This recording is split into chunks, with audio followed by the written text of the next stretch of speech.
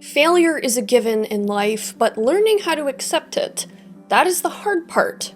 And that's especially challenging when you are married to your black and white outlook on the world. Garrus Vakarian's journey through Mass Effect begins as a bit of a self-assured jackass to a humbled, seasoned veteran with among the most complex perspectives of the original trilogy, following a transformation that comes about from traumatic failure, and how he chooses to evolve as a result.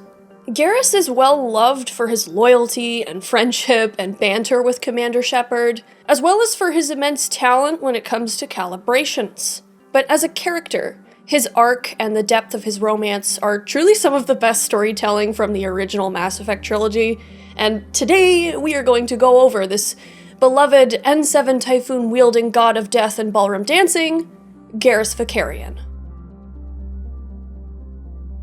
Hello, my name is Liddy, and welcome to Shaped by Stories, where we unpack how characters shape calibrations, and how those calibrations calibrate us.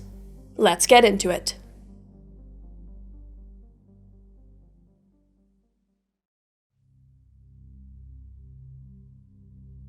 Garrus Vakarian was born on the Turian homeworld of Palaven. It's been stated by Trick Weeks, one of the writers for the original trilogy, that Garrus was around 2 to 4 years younger than Shepard, who was born in 2154. And by doing some math here, this places Garrus' date of birth between 2150 and 2152. It's also likely that Garrus was born in Cyprotine, the Turian capital, based on the statements he makes in Mass Effect 3. But that's just a sort of educated guess. Palaven is described in its codex as a silver world of fortresses and fire. We don't have as many visual references for what the Turian homeworld looks like as we do, say, Thessia or Surkesh, but it's said by Garrus that it is not as hot as Therum, and it's actually more like the tropical planet of Vermeer. But in Garrus' homeworld comic, Palaven sports vast grasslands as well. These open expanses centered by rocky outcroppings instead of trees. Life on Palaven is unique among the Council species and beyond, as the planet has a weak magnetic field. To compensate for the resulting high rate of solar radiation, Palaven's fauna evolved a sort of metallic carapace for protection. Non-Turian visitors to Palaven are actually advised to wear specific environmental suits due to the radiation. So yes, this puts into perspective for us just how tough Turians are, right down to the scales on their backs. And Garrus' father, Castus Vakarian, was no exception. Castus was a C-Sec man to the bone, strict, firm, and more than a little bit distant. He lived life by the Turian-esque motto, do things right or don't do them at all. But this way of thinking served him very well in his long career in law enforcement. He was often working on the Citadel during Garrus' childhood, leaving Garrus and his sister Solana, she'll pop up a bit more later, under the care of their unnamed mother. Garrus says that he used to see his dad in news vids after some big arrest he'd made, which was quite the thing for little Garrus to see, I'm sure. His dad had quite the reputation among the Turian hierarchy, both for his successful C-Sec career, as well as his dedication to the Turian way. The Turian cause, as it's called. While I'll get into more detail on Turians in their specific video, it's important to understand that Turian society is a hierarchical meritocracy. Among Turians, individuals are valued in the ways that they can help the group.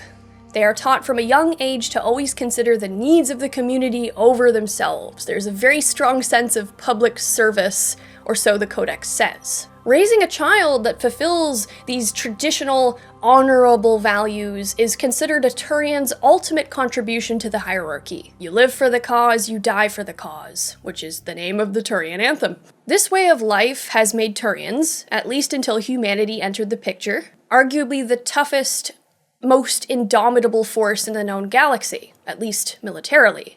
Turians are actually described as more than a bit colonial in the way that they view other species. Interestingly enough, Turians have a surprisingly low level of corruption in their ranks. And I say ranks as a general term because the Turian military is kind of indistinguishable from the rest of its society. Even calling it military makes it seem more separate than it is. It's described in the Codex that the military police are also technically the civilian police, but the fire brigade is also just the local fire department. Like, it's all so intermingled. Like, the Turian military is the Turian society.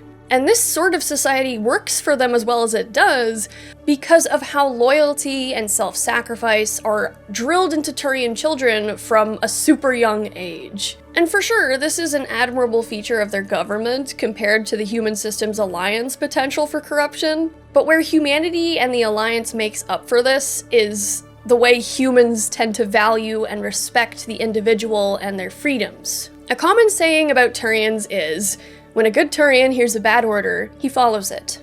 Sure, on one hand, this shows dedication, it shows trust, it shows order, but it also shows what humanity calls the Turian rigidity.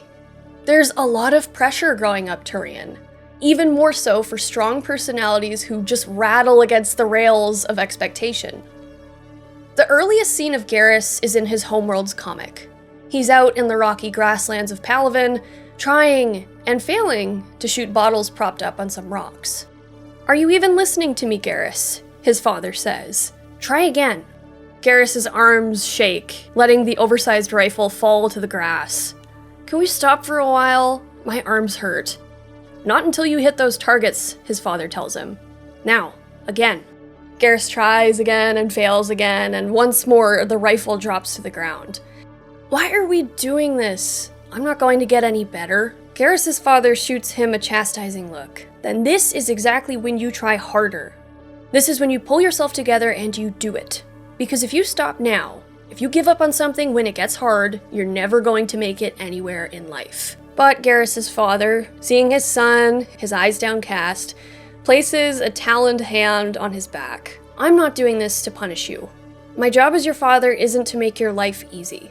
It's to teach you how to be an adult. Now, again." And you can see here that Castus does care about his son. His advice about persevering is good advice, sure. But you can also see the heaviness of expectation upon wee little Garrus here. Like, he's really just a baby with this giant sniper rifle. But it's easy to see that it's likely not so much the weight of the rifle that burdens him, but the weight of expectation. As much as Castus is trying to teach his son the value of working hard, of persevering, and of always trying to do things right, that also can sort of teach that failure is unacceptable.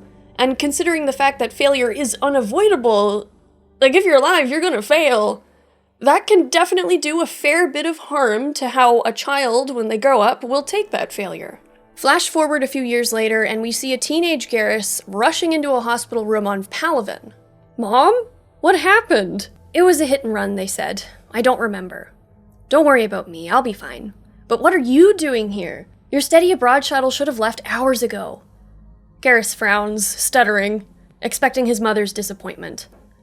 "I didn't go. I heard you were here, and I left port. It doesn't matter, it was just a dumb trip anyway. I can take care of you now. We both know Dad won't leave work to be here." "Now that's not fair," Garrus's mother stops him. "He called here the moment he heard, and he's worried sick. In the time it would take for him to travel all the way back here from the Citadel, these old bones would be healed. I told him to stay put." "But Garrus, your scholarship was for this summer only. If you don't go, you lose it. You won't qualify again. This was your dream. I won't let you waste it. You get back there, and..." Garrus turns away, peering out the window, backpack dragging on the floor. "It's too late. They're gone. And if I left you here like this, I wouldn't deserve it. I wouldn't forgive myself. Dad was right. He always said he'd support me in whatever I wanted to do, but he meant as long as it's what he wanted me to do. It's time I faced facts.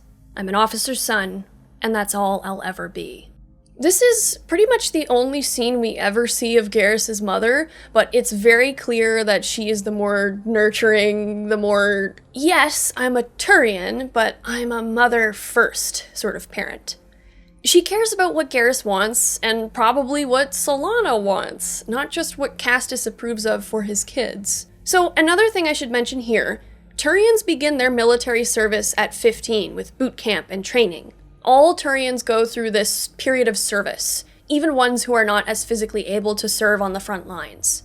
It is how Turian society works. Garrus mentions his being a candidate for Spectre training in Mass Effect 1, but we see in this comic that Garrus is likely still a kid at this point. Maybe he's 16 to 18 years old. Enough time that his potential would have been seen at boot camp and in training. For Garrus to be this young and to be considered a potential Spectre, even if it is among 1,000 others, this speaks to how capable he was. Maybe it was due to his father's training and likely his mother's as well, but as Garrus says, Castus never liked Spectres. There was always that underlying tension between the more independent, ambitious Garrus and his traditional father. One of the most important things to note about Garrus's character, and also his dad too, is that both of them want to help people and eliminate those who prey on the innocent. And I think that they are both good people at heart, but they differ greatly in how they manifest justice, and where they're willing to go to accomplish their goals. Garrus choosing to give up his opportunity to stay with his mother, on one hand, shows how self-sacrificing Garrus is, but there's the other side of it too, where the pressure to conform, to sort of heal to his father's wishes, this holds him back as well. He's an officer's son, and that's all he'll ever be. After this, Garrus continued serving with the Turian military. It's standard for Turians to serve until they're 30, though Garrus seems to have left for C-Sec a little bit earlier than normal, given that he is younger than Shepard by time Mass Effect 1 rolls around. Perhaps, though, leaving for C-Sec at that age is normal, given how essential C-Sec is to the Citadel. Not to mention, it is a largely Turian organization. It may very well just be considered an extension of the Turian militaristic society. But Garrus was at least in the military long enough to have hit that Batarian pirate squad, where he had his infamous reach and flexibility encounter with a lady Turian recon scout. I'm also assuming that this period in the military is when he developed his hyperfixation with calibrating. Guns, not women. You know me, I always like to savor the last shot before popping the heatsink. Wait, that metaphor just went somewhere horrible. Garrus took his discharge, however that works for Turians, and filed into C-Sec under the other Officer Vakarian. The famous one. The one people looked at and saw order, control, respect. Those are big shoes to fill, meritocracy or not. And it wasn't long before the officer's son was butting heads with his father. In the middle of some target practice at C-Sec Academy, one of Garrus's officers finds him in the locker room. Garrus, we lost Kishpaw. Our main suspect just walked. Garrus slams shut the locker door. What are you talking about? Your father. He cut him loose. So off Garrus goes to find his father, saying, "Do you know how long we've been building the case against Kishpaw? How could you just let him go?" Evidence tampering, witness coercion, assault. You call that making a case? I expect that from those rookies who call themselves C-Sec officers nowadays. Not from you. Garrus throws his hands up, exasperated. Sure, it's all so easy for you, casting judgment from behind that desk. You have no idea what it's like out there anymore. Guns and drugs flooding into this place. I cut off one supply channel and 2 more open up around it, and you'd rather I spend my time doing paperwork. But Garrus's dad, ever in control, merely turns his head at his son. So if you don't like the rules, you just break them. Is that it? Of course not. It's nothing. This isn't just a job, son. You have to see the bigger picture. There are millions of people on this station, each with their own ideas about how society works. And some days, we're the only ones holding this place together. It's not meant to be easy, but if filling out paperwork is too much for you, maybe you're not cut out for it. Do things right, Garrus, or don't do them at all. And after that, Garrus and his father stayed out of each other's way. We're kind of led to believe that this may very well have been the last conversation between these two before Commander Shepard enters the picture. Garrus admits to being harsher, playing loose with the rules to get the justice that he sought. Sure, you can understand why he felt this was necessary, especially when crime on the Citadel ended up being like cutting one head off a Hydra. But you can also understand his father's perspective. If you can't follow the rules, walk the delicate line of balance, are you any better than the people you're arresting? It's quite the ideological canyon between father and son. Both want to do the right thing, but they have very different ways of reaching that. Around this time as well, Garrus also investigated the black market trade of organs. Enter Dr. Saleon, a Salarian geneticist on the Citadel. At least that's what he was on the surface. Garrus and his team managed to uncover that the doctor was growing spare organs in his employees, who were basically just test subjects. All of these employees were impoverished and underprivileged civilians on the Citadel. Dr. Saleon would sell their organs on the black market and just give them a pittance. In some cases, the doctor actually left botched organs inside those people, leaving them to suffer or to outright perish. But once the doctor realized that Garrus was on his trail, he managed to get on a ship and leave the Citadel. Garrus ordered C-Sec to shoot the ship down before he could escape the area, but the order was overturned. There were numerous concerns. For one, it would kill all the hostages on board, though Garrus argued that all these hostages were pretty much dead anyway, considering that they were all just his test subject employees. The other concern, too, was that the debris from the wreck would rain down on the wards, possibly injuring or killing innocent bystanders. And Garrus was pissed about this. Watching Dr. Saleon get away like this just reinforced his already existent worldview that C-Sec was incompetent. All too often, rules and regulations seem to build a path for criminals and bad guys to get away with what they've done. Garrus doesn't want to risk innocent people just for shits and giggles, no. But in his reasoning, why let this predatory criminal escape to do who knows how much more harm to who knows how many people, when it will only cost the safety and well-being of a few people? Relatively few. It's definitely a rather utilitarian approach to things. I should also note that Garrus worked in similar circles with Harkin, the first human C-Sec officer, and thus the first human C-Sec embarrassment. Harkin and officers like him were another reason Garrus grew to hate C-Sec. Not just the red tape that he felt held him back from actually helping people, but the fact that douchebags and corrupt individuals could work their way into what was supposed to be a benevolent organization. By 2182, Garrus had been stewing in his frustration for quite some time, with more than a bit of tunnel vision. But when it came to Saren Arterius, the Council's most controversial specter, that tunnel vision was damn well on point.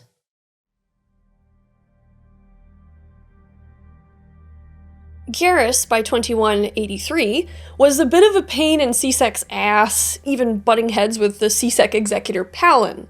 However, despite Garrus's issues with authority and guidelines, he was still seen as a competent enough officer to be given the lead of C-Sec's investigation into Saren Arterius, following his alleged attack on the human colony of Eden Prime. But also the cyberpunk side of my brain is thinking, what if Palin put Garrus on this case because he intentionally wanted the case to not really go anywhere?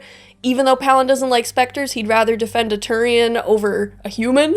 Maybe he was thinking, Garrus is way too impulsive, he'll probably fuck up this investigation somehow by beating someone up or something. I don't know, that is another thought I have as to why Palin put Garrus on this very important case. As Saren was a Spectre, everything even remotely related to him was classified.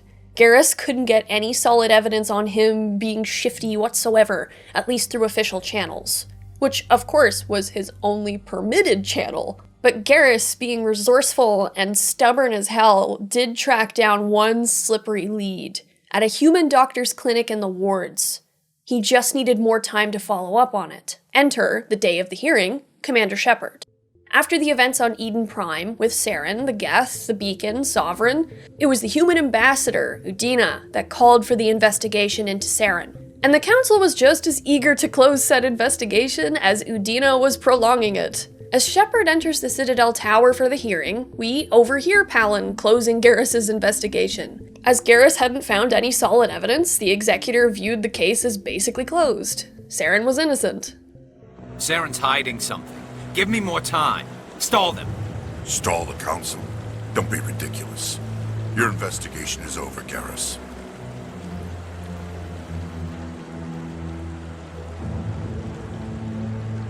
Commander Shepard, Garrus Vakarian. I was the officer in charge of the C-Sec investigation into Saren. Sounds like you really want to bring him down. I don't trust him. Something about him rubs me the wrong way. But he's a Spectre. Everything he touches is classified. I can't find any hard evidence. Garrus genuinely cares about his work, and to his credit, He maintains his determination despite feeling like all the odds are stacked against him. If anything, they push him harder, I think. And I mean, when I say the odds are stacked against him, in this case they really are.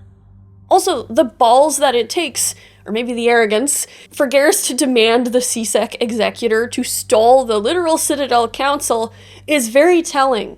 Most Turians, judging by the lore of Mass Effect, would never dare to do anything like that. They would keep quiet and know their place.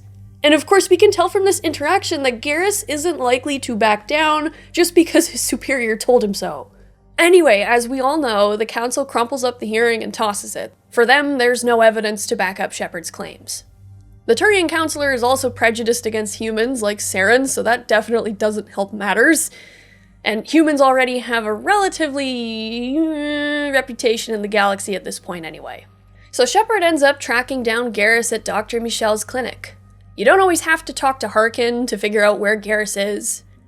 Why don't you sit your sweet little ass down beside old Harkin? Have a drink. See where this goes.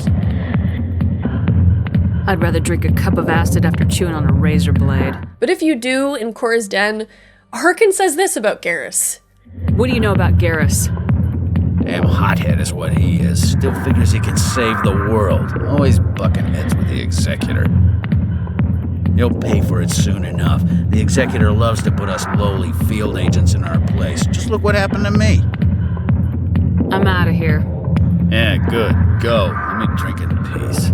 It's always interesting to hear another perspective on each of the original trilogy's characters. I believe there's a compilation out there somebody did of all the different characters' opinions on Garrus, which them all being different and unique shows just how good the writing was in the original trilogy when you have all these different characters, side characters, main characters, saying what they think of Garrus. I love that. Anyway, side note. And even if Harkin is gross, he's not wrong. Garrus is hot-headed. Because when we get to Dr. Michel's clinic, Garrus takes a huge risk.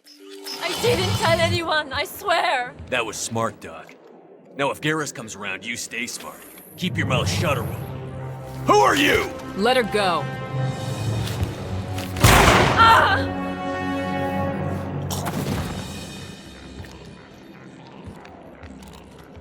And he makes the shot, sure, but that was such a crazy risk. It could have gone very wrong. Shepard can admire his accuracy, where he kind of remarks that it was just luck, or Shepard can chastise him for endangering a hostage. And Garrus basically sputters at that, saying he just reacted, he wasn't thinking, he just did it. And this moment, as well as both of these reactions of his, are very revealing about Garrus. Garrus sort of remarking that it was luck that he made that shot. It kind of almost shows that he's not taking the actual chance of failure seriously. Given what we see his father telling him in that Homeworld comic segment, even if a deep aversion to failure wasn't what Castus intended to ingrain in his son, yeah, it would make sense that Garrus wouldn't even entertain failing as a possibility, thus erasing any awareness of potential consequences. And that is dangerous, it is short-sighted. And, on the other hand, Garrus admitting that that shot, that action of his, was knee-jerk. That's kind of like admitting that he was not fully in control, he just reacted. Which, for a Turian, is quite the not great thing. I would wonder if among Turian standards, not being in control in that kind of a situation would be considered a failure. And while instinct indeed can save your life in the heat of the moment, it can still be dangerous and endanger the lives of others. It's here that we find out from Dr. Michel that Fist, a local crime lord, was trying to intimidate her into silence about a Quarian she treated, one who had vital information about the Geth. The doctor put this Quarian, who was shot by an unknown assailant, in contact with Fist, who, insofar as the doctor knew, was an agent of the Shadow Broker. Whatever information on the Geth this Quarian had was apparently worth killing her for, and she wanted to trade the information for a safe place to hide.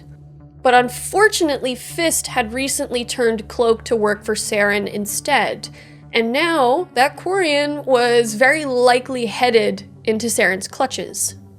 Turns out Saren or Saren's people heard about Garrus and the way he was on that investigation, so they were trying to shush Dr. Michel, Which kind of just shows to me that Garrus, yeah, he is a pretty good investigator to make Saren start shaking in his boots a bit. And yeah, if Saren wanted this Quarian's information so badly, then it must be important. But before Shepard springs to action to rescue this Quarian, Garrus says he's coming with them. Time we paid Fist a visit. This is your show, Shepard. But I want to bring Saren down as much as you do. I'm coming with you. You're a Turian. Why do you want to bring him down? I couldn't find the proof I needed in my investigation, but I knew what was really going on. Saren is a traitor to the Council and a disgrace to my people. Welcome aboard, Garrus.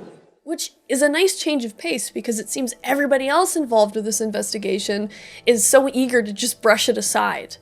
Shepard can of course say no to Garrus. No Garrus in your squad, that's an option.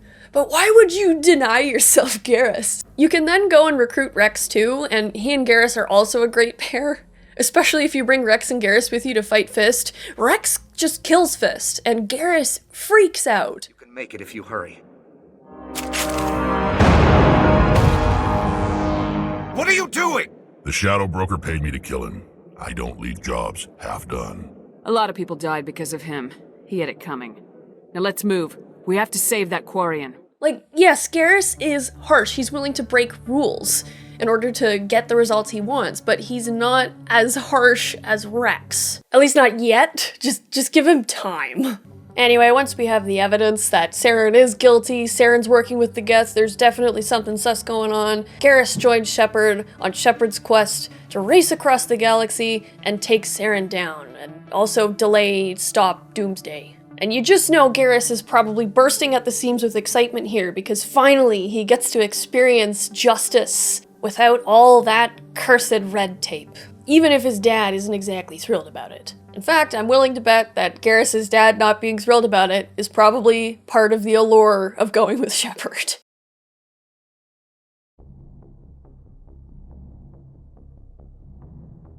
Garrus settles in on the Normandy, spending his time presumably calibrating the Mako's weapon systems.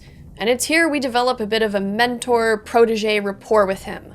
Garrus asks Shepard for their opinion, and Shepard answers. Garrus definitely shows more deference to Shepard in Mass Effect 1. He definitely feels far more, like, I guess, reserved and a little shyer in some ways. And it doesn't take long to notice how young and sort of immature Garrus is. And he has some ignorance to him, which I find makes his overall arc really satisfying. Garrus explains to Shepard that he joined CSAC because he liked the idea of helping people. But there seems to be that other layer too of feeling the pressure of filling his father's shoes in a way. Garrus does have a very strong sense of right and wrong, but it is a very black and white sense of right and wrong. Justice is something that Turians are taught to respect from a young age, but Garrus in his own way feels extremely strongly about it.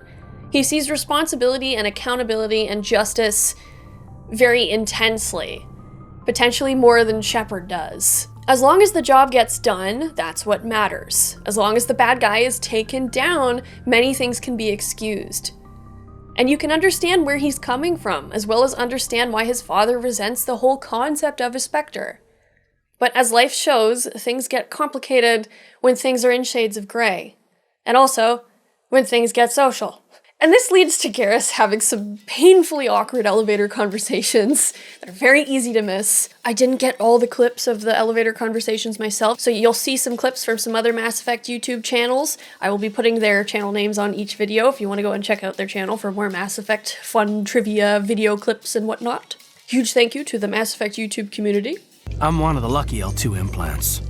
The L3s are safer.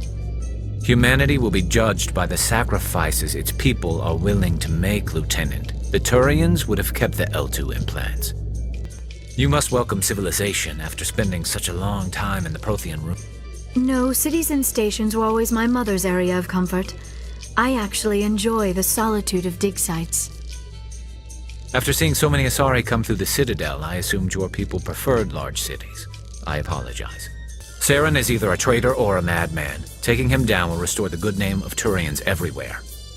Glad to hear it. I was losing sleep over the prospect of people not loving the Turians. And it makes sense that he just blabs out a lot of the things he does, as Garrus is prone in general to rash judgments. He's hot-headed, and he's very sure about himself and his way of thinking. Tali even shakes her head at how arrogant he was by time Mass Effect 3 rolls around. But I would say what makes things worse for Garrus, though, is that he's sharp as a bowling ball in regards to thinking about what he says before he says it. This isn't in defense of Ashley, just to be clear, like, this is just a clear difference between the two. Like, I do think Ashley is prejudiced, and I'll get into that in her video. But Ashley doesn't run her mouth like Garrus does. She says what she says in confidence to Shepard, at least in Mass Effect 1. There is that one line in Mass Effect 2.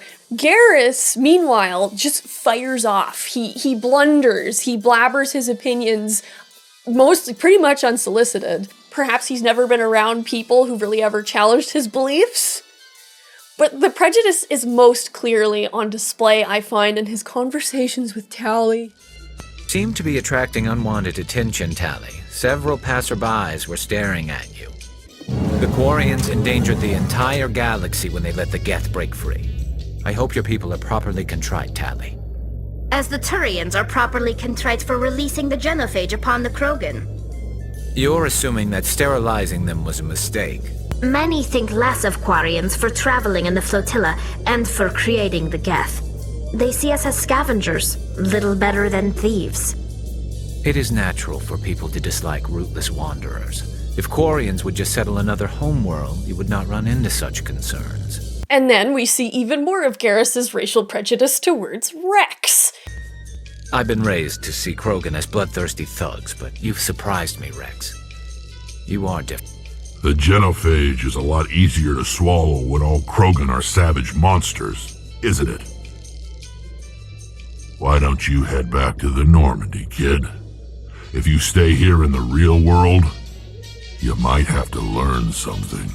Garrus also just point blank asks Rex questions like this. I'm surprised that you're willing to kill your own, Rex. Aren't the Krogan just a few generations away from extinction? You don't get it. For all your talk of honor and pride, the Turians never had to test their principles in a real struggle. But Rex just sort of handles Garrus like the kid that he is. And yeah, we don't know how old Rex is exactly. It is estimated that he is somewhere between 800 to 1200 years old, which is a large window, I know, but Rex really has certainly seen more than all the Normandy companions' ages combined. He doesn't have time to get pissed off at this kid who thinks he can make the Mako a more likable vehicle.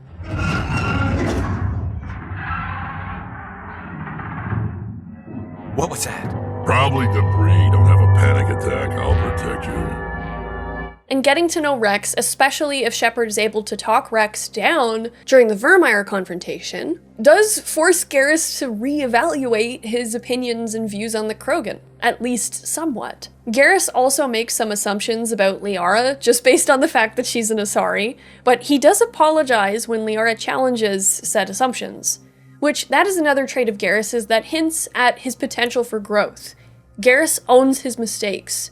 That's another trait drilled into Turians. Yes, their culture promotes a colonial attitude and a general air of imperialism, but it's also said that most Turian murderers crack very quickly in interrogation because of those old lessons of owning your actions, good or bad. When you succeed, you own that, but when you fuck up, you own that. I should also mention, too, that the only thing I can ever recall Garrus saying that shows he may harbor a sense of Turian superiority towards humans is during the terra firma encounter with Garrus and your party. And, in defending Turian action at Shanxi, Garrus says, if you saw a child playing with a loaded gun, wouldn't you pull them away, or something like that? And then the terra firma candidate says, yes, I'd pull them away, but I wouldn't shoot them dead. That Garrus refers to humans as a child, sure, I get it, humans were new on the scene, but their military might was more than enough to fight back. Not enough to win a war against the full might of the Turian military, but the humans really gave the Turians a shock with how effectively they retaliated, with how adaptable they could be, which is a staple of humans in the Mass Effect universe. The Turians did make a mistake in assuming that the humans were way weaker than they actually were. And this is because the Turians were, up to that point, used to being the strongest by far among all the other galactic species. And here Garrus is, serving on a human ship under a human commander who he can come to deeply respect. Ironically enough, the only companion that Garrus doesn't really have any awkward or blundering conversations with is Ashley. If anything, Garrus seems to respect and admire her greatly. I'm surprised to see you on the front lines, Chief Williams. Most women I've observed in your Alliance military serve in support roles. It's becoming more common, but it took a long time to prove that ladies could handle an assault rifle or a shotgun. I doubt anyone who saw your skill under fire could remain skeptical. Garrus and Ash are legit so similar in so many ways. Hot-headed, stubborn, passionate, opinionated. I feel like that was wasted by time Mass Effect 3 rolled around, unfortunately. I wish we saw Garrus and Ash become super good friends the way we see him and Vega do, because there is certainly an implication of deep respect between the two. I also have a controversial opinion that I know most people will be like, what the fuck? I would have preferred to actually see Garrus and Ashley get together versus Garrus and Tali. That could be because I am a diehard Tal Rieger shipper. I am still upset that they killed off Cal Rieger in an email. Like, what the fuck? I mean, I guess in some cases you can't get the voice actor back. I think I read something about that at one point. I don't know, I'll talk about that more in Tally's video, I think. But, oh my gosh, he was awesome. And also, I just always got sibling vibes from Garrus and Tali instead. I don't know. It's cute. I like that they're a thing in 3 potentially, but it's like, I don't know, the Ashley Garrus thing would have been more like, just by the way Garrus and Ashley speak to each other in 1, it just feels like there would be a bit more basis for like something to happen between the two later, and also the fact that it wouldn't be the first human lady that looked at Garrus and went, ooh. Maybe with another Dextro aboard, they'll get better Turian food. As long as it's sterilized. Dr. Michelle did get me some dextro amino chocolate. You're welcome to it once we're back. She got you Turian chocolate? She said she saw it and thought of me. Why? Watch yourself, Shepard. You can definitely see the Normandy SR-1 as a very humbling experience for Garrus, as it is for Ashley in a lot of ways. Garrus is young, he's inexperienced, he's unhelpfully self-assured, and more than a little bit arrogant. In a way, I would describe Mass Effect 1 Garrus as annoying, in the same way a teenager is, when they're all like, I know everything, idiot. But that Garrus doesn't hate humans shows that he's already a bit different. That he admits when he's wrong shows a great capacity for change that many never obtain. Even if it's not always immediate or exactly elegant. That Garrus admires the cooperation between humans and Turians in building the Normandy SR-1 shows that he does value mutual understanding and forgiveness. His more harmful perspectives are not solidified for him, and Garrus does, thankfully, grow, leading to a far more seasoned and respectable character by time Mass Effect 2 and 3 roll around.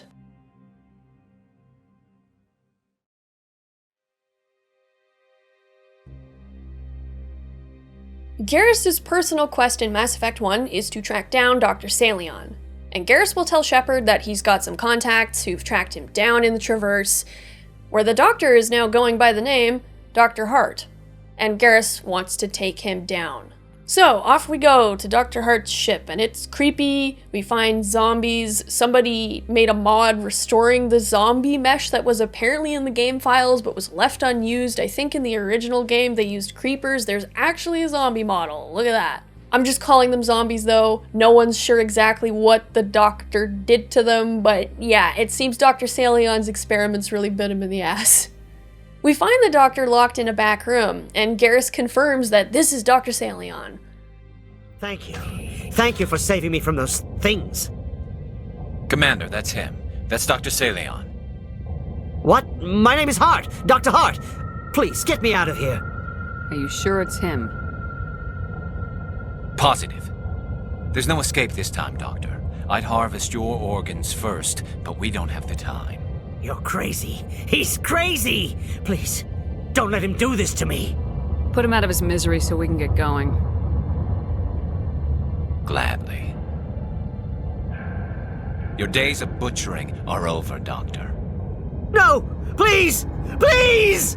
So, apparently, you don't need to have Garrus with you to kill Dr. Hart, but it's certainly more narratively interesting to have Garrus with you.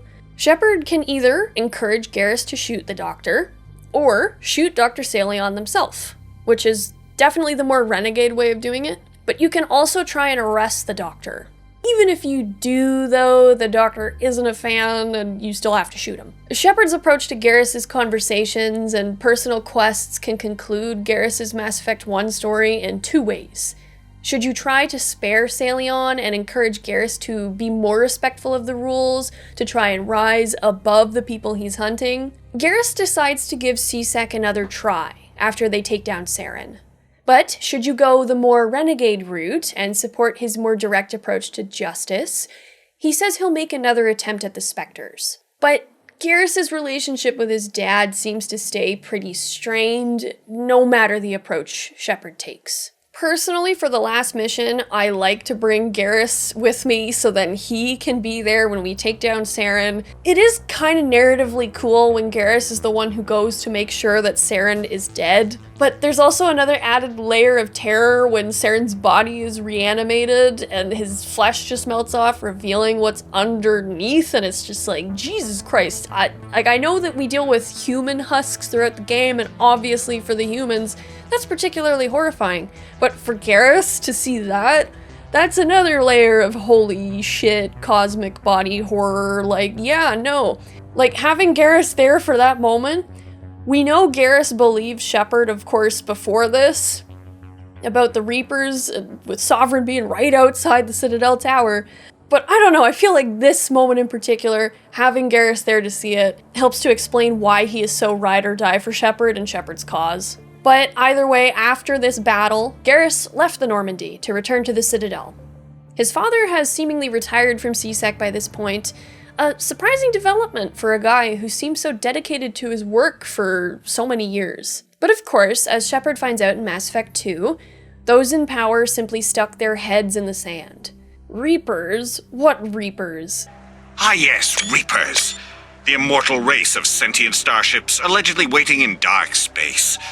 We have dismissed that claim. This was the Geth. The attack on the Citadel was the Geth. It was Saren who manipulated the Geth. Sovereign was just a Geth creation. And now they were all dealt with. Yay. And in a sick way, the last loose end of this terrifying truth was tied up with Shepard's tragic death in the Terminus systems, during a council-sanctioned goose chase to clean up any remaining Geths beyond the Veil. We never see how Shepard's loss really hit Garrus in the moment he found out about it. Even in Garrus's Homeworlds comic, it's not really explored. I suppose to make room for the possibility that Shepard might have never recruited him. Everything changed. Sovereign attacked the Citadel. It was devastated. At the time, it was hard to see a way forward. The Citadel would be repaired, but how could life ever go back to what it was before? It turns out very easily. It turns out it's easier to pretend a tragedy never happened, that a problem never existed, than to deal with it directly. It's around this point that Garrus, if he was trying to work with C-Sec, ended up leaving the Force again, fed up with all the red tape and political bureaucracy that he would have to deal with in the gig. Or if he went for Spectre training, it just never really amounted to much, and again, the Citadel was still full of so much, quote, bureaucratic crap. We see Garrus in the wards, taking down criminals himself, so yes, he started being a vigilante in a way on the Citadel. And it seems he's tracked down Kishpaw from that botched investigation years before. You can't do this to me! You're C-Sec! Not anymore, Kishpaw. I'm free to break the law just like you, and I'm looking for a reason to do it. That poison you push, where do you get it? Who's your supplier? Kishpaw manages to choke out the words, Omega! It all comes from Omega! But before Garrus can do any more damage or get any more information, Garrus's co-worker from the Force appears. You don't want to work with us anymore? That's fine, but you keep pushing the line like this, Vakarian, and I'll lock you up myself. You hear me? And Garrus seems to know a bit better when to quit. Loud and clear, he says, Don't worry, I'm not your problem anymore. I'm going somewhere I can actually make a difference. And so Garrus booked passage to Omega, the galaxy's asshole. He recounts his arrival, saying, "Everything I'd heard about this place made it sound like a real cesspool. A station full of thugs kicking the helpless." Garrus sees a Vorcha threatening an elderly couple, saying, "More! You have more than that!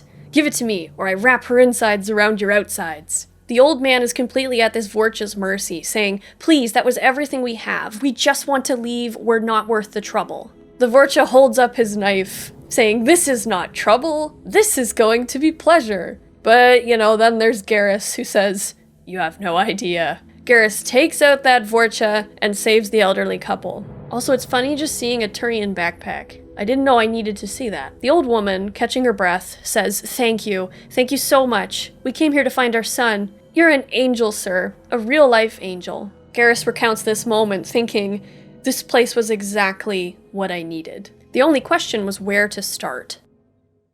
Also, because I have Cyberpunk on the brain when I'm looking at Mass Effect now, I just view Garrus as somebody who deliberately went to a place sort of like Night City, although maybe Night City would be more like Ilium. Maybe if you combined Ilium and Omega, that's more like the Night City of Mass Effect. But anyway, Garrus literally he went to Night City not to have his dreams come true, I guess in a way maybe, but he went to Night City to clean its clock. He went not to get rich, he didn't go to become a legend, he went to become a lot of shitty people's nightmare. And he succeeded. That's pretty hardcore. Not long after Garrus's arrival on Omega, he was at the afterlife, having a drink, when he overhears a blood-packed Krogan getting into some shit. A Turian across the bar stands at this Krogan's mercy, backed into a corner before he's thrown on the ground.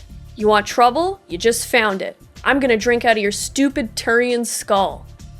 Garrus had enough of that, so he went over to deal with that Krogan and help his fellow Turian to his feet. Some more mercenaries show up on the scene, and together, he and the guy he rescued seem to be enough to handle them. Outside Afterlife, drinks in their hand, the Turian Garrus saved says, "Look at this place, filled with criminals nobody can touch, doing whatever the hell they want." Garrus agrees, saying, "We can do something about that, Sidonis. Make those bastards think twice before murdering someone in the streets." Sidonis puts an arm on Garrus' shoulder, saying, "I'm all for cracking skulls, but Omega's problems are bigger than the two of us. Small-timers we can handle. We go at the gangs head on, we'll find our own heads on a stick. That's why it won't just be the two of us," Garrus says. "That's why we'll put together a team. We start hitting the gangs where it hurts. Prove we can get things done, and people, good people, will start lining up to join us." Sidonis steadies him. "You really want to put the fear in them? Your squad's gonna need a good name." "Oh," Garrus says, "I've thought of that." And here we see Garrus with Sidonis, still earlier in their crime-fighting days, telling mercs to spread the word, saying, "Archangel says enough. Tell them Archangel says it's over." Garrus continues to recount. "Once word spread, forming the squad didn't take long. Eventually there were 12 of us, including me. Mostly mercs who wanted to atone. Security consultants tired of playing by the rules, ex-military operatives, former CSEC agents, the usual. Had a Saleon explosives expert. Pretty sure he'd spent time in the Special Tasks group. My tech expert was a Batarian, believe it or not. Not the friendliest guy, but he could hack any system ever built. Every member of my team had lost someone to Omega. I gave them hope. No civilian casualties. That was our rule. We declared war on Omega's criminals, and took the fight right to the merc gangs. They'd come charging into our well-prepared kill zones, crossfire and snipers, clean and surgical. They never stood a chance. We weren't out to get rich, but after a while the credits started piling up. And that's when things started getting murky. More credits meant more resources, and more resources meant we could start hitting parts of the station previously out of reach. But more wealth also complicated motivations.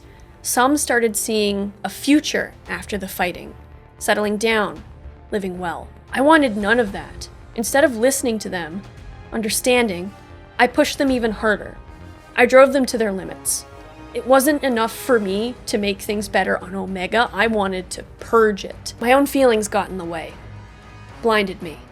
I couldn't see the cracks in the seams. And this is an interesting bit that we don't really get in the game. And yeah, when money enters the picture, shit gets weird a lot of the time. And Garrus as well, who is so focused on the idea of purging Omega and seeing that as like, why wouldn't we want to do that, to really notice that, well, maybe other people are fine with doing it for a bit, but you know, some people have hopes and dreams and maybe a desire to have a family and to just do something else with their life. Not everybody is so consumed by the same desire for justice as he sees it. Anyway, somehow, and I don't know if Sidonis walked into a trap willingly with the Blue Suns, but either way, they have him, they intimidate him, and they get Sidonis to play a part in taking down his old team. Sidonis, tied up, stutters into a transceiver. Garrus, I need you to drop whatever you're doing and come meet me. Sidonis, are you alright? You sound... I'm fine. Just ran into a little trouble on a job out here and could use a hand. Garm and his blood pack thought they could pull a fast one on us. They're running guns down here in the Kenzo district. Big operation. How big? More than I could chew out, but nothing the two of us can't handle together. Like old times. It'll take me a while to get down there, Garrus says. Hang tight. But when Garrus finally got there, he found nothing. No trace of gun running, no sign of Sidonis. It didn't make any sense. Not at first. When the truth of what had happened came together, it was devastating. It was my fault. All of it. Concentrating on the details and missing the bigger picture entirely. I just want to note, this whole panel is a nice callback to the Citadel panel from earlier, and also to the deliberate focus on the details surrounding Saren and the Geth, rather than focusing on the bigger picture of the Reapers. Garrus hated that so much about the Citadel and the Council and all the people in Council space, but here Garrus is, falling victim to that very line of thinking, just in a different situation. And for some reason, in that moment, I thought about my father, about every argument we ever had, about what it was he tried to drill into me and how hard I fought not to listen, and how it had now cost me everything. More mercenaries crossing the bridge. Always part of their plan. Get one of us to crack, then strike from within. A divided Archangel could be conquered, and I let that happen. So it's interesting to see that though Garrus is called Archangel, his group in the comic was called Archangel, like they were like a entity rather than an individual. And yeah, this is how Garrus got stuck where he got stuck. That's the end of the line, Garrus says. This was inevitable. This was always where it was going to lead. And there's only one loose end left to tie. So in the middle of this firefight that Garrus is dealing with, literally, insofar as he knows, it's his death, it's coming. He calls his dad. Garrus? Is that you? What's that noise? Just a little target practice, Garrus says. Then call me back later. I don't think I'll be able to do that. Too many targets. His father takes a pause, the situation seemingly dawning on him. I see. I just wanted to hear your voice, Garrus says. Wanted to know how retirement was treating you. You good? I'm fine. Forget about that, Castus tells his son. Listen, I don't have a lot of time. I wanted to say you were right about things. A lot more than I gave you credit for. And I'm sorry we butted heads so much. But Garrus' father stops him. I said forget about that. These targets you're practicing on. They're moving fast? So far, not fast enough, but they're learning. How are your thermal clips? You know how it is. Could always use a couple more. Work with what you've got then. You don't stop pulling that trigger until it clicks, son. No matter how bad things are falling apart around you, as long as you have at least one bullet left, you can still get the job done. Understand? You finish up what you have to do there, and then you come on home to Palaven. We have a lot to sort out. But as Garrus lines up another shot, a familiar logo fills the scope. After likely second-guessing what he was seeing, a shudder of relief softens Garrus' tone. I have to go now. Don't worry about me. I'll make it home when I can. The odds just got a lot better. And basically, yeah, that is exactly what Garrus was doing right before Shepard rolled up. He was talking to his dad. And it turns out that Garrus' narration of how things went with his team was actually just him recording a last message for whoever would end up finding it, it seems. It's just interesting to see, versus the first scene with Garrus barely being able to lift that rifle, now he's able to just go headshot after headshot, no problem. But it is funny how the lesson that his dad taught him in the beginning, the one about even when things get hard, you have to keep trying, you have to keep doing things, you have to persevere. At first, Garrus was like, oh, but now these words are sort of what helps to give Garrus some strength in what would have been his last hours. There's less of a superior subordinate thing going on here between his father and himself. This time it is literally just his dad just begging his son to just keep fighting and find some way to come home. Because even though there was a lot of misunderstanding between the two on both sides, at the end of the day, they do love each other.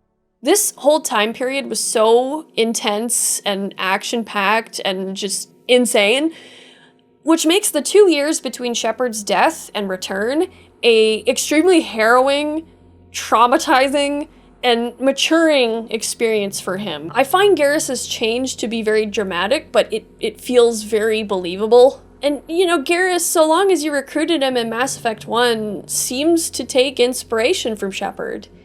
He tried his chops at leadership, and he did succeed. And he inspired 11 others who were fed up with the same injustices to join forces with him. Garrus did an amazing thing assembling a team like that and lasting for 2 years, pretty much. To survive as long as they did, to deal the damage that they did, to the point that the Blue Suns, the Blood Pack, and the Eclipse were all willing to set aside their differences for a minute to take them down. It's quite the team, quite the feat, quite the Garrus. But of course there's an issue with said location. The shit never runs out in a place like that.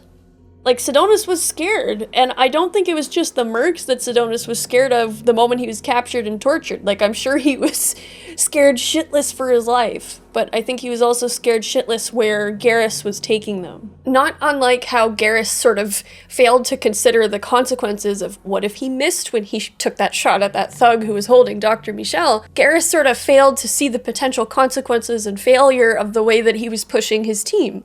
He's got that tunnel vision. It's one thing to be determined not to fail, but it's another thing to ignore the chance of failing and thus not seeing all the avenues or preparations or ways you can manage a situation in order to effectively avoid said failure. Even if Garrus hadn't had the tunnel vision that he did, it was probably always gonna end like this. No happy endings in Night City. Wait a minute. It's also very telling too that Garrus's team was made up of all types. We don't get a really close look at every single member of his team in the comic, but he had a Salarian, a Batarian, a human male and female, a Turian like himself, who knows who else. But we do know their names from his Shadow Broker file, where he carved them into his visor before his team's massacre. Arash, Montague, Mirren, Grundon Cruel, Melenis, Ripper, Sensat, Vortash, Butler, Weaver. And Sidonus, though that name was burned out. Each member profoundly impacted him and how he saw the world and how he saw people.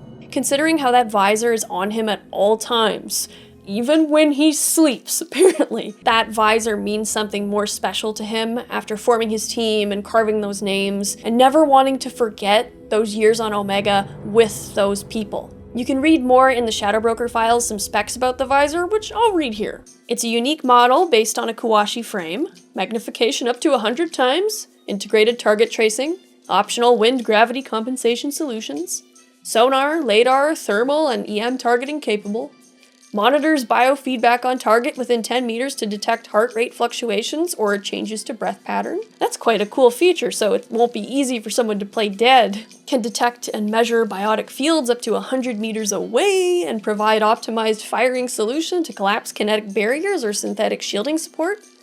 Optional kill timer can track number of enemies taken down by self or suit sync team members in given time period. So in a way, he could almost turn every firefight with his team into like a video game where they'd keep score. Armor Hotlink provides backtracing of incoming fire and corrects for micro refraction of outgoing shots through kinetic barrier. And it also plays music per request, and the top 5 choices during firefights for Garrus is number 1, Die for the Cause, Turian Imperial Anthem. And number 2, Fire in the Courtyard, from Fleet and Flotilla, so Garrus is obviously a fan of Fleet and Flotilla, I suppose. Which is cute when you consider the possible Garrus and Tali romance and Tali loving that movie. Bang Bang Boom, Club Kicks, Dance Mix. So Garrus likes club music. Hurt Me Deeper, Angsty Boy. Best of Expel 10, Dance Mix. That's so funny. And number 5 is Blue Azure from Vienna. That movie that Morinth likes. With the glamorous Asari ladies. But the Turian national anthem, though, I'm assuming it's grand as shit then, because I can't picture the Canadian national anthem being a good firefight soundtrack. Also, I just should note this while we're on the subject. The Shadow Broker has a list of Garrus's kills on Omega and how he did it. You know, traffickers, murderers, gangers, drug dealers. It's noted that Garrus eliminated a Quarian viral specialist and serial killer by coughing on him. Cough in the singular, even. So yeah, he gave the viral specialist a taste of his own lack of medicine?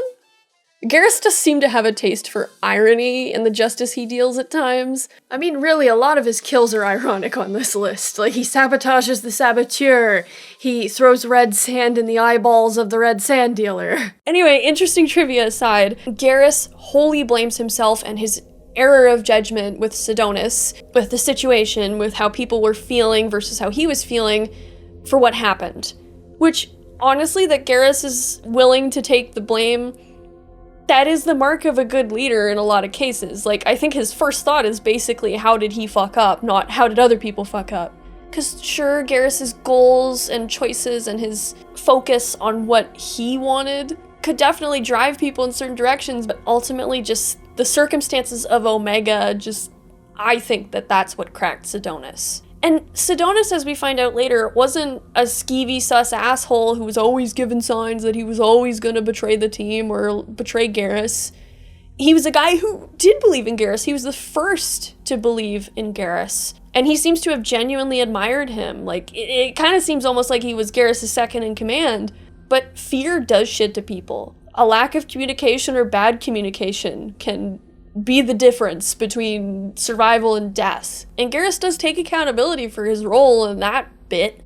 But the other thing too is that rage and grief can really change a person as well. We don't know how long Garrus was holding his base alone and constantly. I think days is the stated measure for how long the siege has been happening. We can assume that he's just been operating on stims to stay awake, barely breaking to eat even. He bought himself time with the locked up shutters in the lower levels, and the fact that the bridge was the one other entry point that had very little cover. But even Garrus knew he wasn't gonna last forever. But despite it all, Garrus seems to have done what he could to respect his team's bodies. Shepard can find, I'm pretty sure it is 10 bodies in his base, all lined up, tarped. Despite the carnage going on around him and people just attempting to kill him constantly, Garrus still did what he could for basically his found family of the last 2 years. And with the threat of death looming over Garrus, Castus softens in the only way he easily can, by telling his son to just continue persevering, to live despite the odds or circumstances, to win, to just come home. And even if this is an example of the stiff upper lip of the Turians, I guess literally, I sort of see it as Castus telling Garrus that he believes in him, which is something that Garrus maybe didn't get all that much of as a boy, at least from his dad. Their talk is pretty stiff, there's no I love yous, but insofar as it seems Turians go, this is as kind of close as it gets. But Garrus would have died, probably that very day, if Shepard hadn't shown up. That would have been it. There's actually some theories that the whole thing with Garrus being cornered that day with what happened with Sidonis and his team was actually arranged by Cerberus, just because of how convenient it all is. You know, his team is gone, he has nothing else to be loyal to now, he's someone Shepard knows and trusts. Maybe the elusive man knew Archangel was him all along. I don't think that's a super crazy idea, even if the mission completed report that the elusive man receives or writes up himself states that Garrus being Archangel was a surprise. Shepard blows the Mercs' plans to hell, and once they make it up to Garrus's perch, he reveals it's him. And Shepard has a, oh, it's okay, he's a friend from work moment.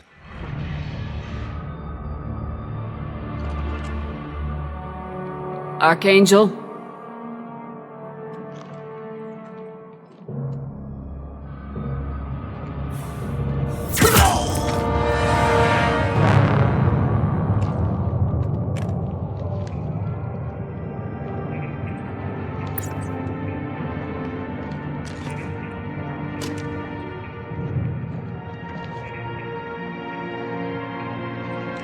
Shepard. I thought you were dead. Garrus! What are you doing here? Just keeping my skills sharp. A little target practice. You okay? Been better, but it sure is good to see a friendly face. Killing mercs is hard work, especially on my own. You nailed me good a couple times, by the way. Concussive rounds only, no harm done. Didn't want the mercs getting suspicious. Uh-huh. If I wanted to do more than take your shields down, I'd have done it. Besides, you were taking your sweet time. I needed to get you moving. Number 1, the way he's sitting. Bioware, did you not know what you were doing with that? You had to know. Number 2, how tired he sounds. Number 3, don't threaten countless Vakarian stands with a good time, Garrus. You know not what you unleash. But in regards to Garrus shooting Shepard as they were making their way through the merc side of the battlefield, you also kind of can't help but wonder if he was doing that to make sure that Shepard wasn't just some hallucination brought on by sleep deprivation, or maybe a sign from the impending afterlife somehow. But of course, no, this is real, and Shepard, back from the dead, is gonna get Garrus out of here.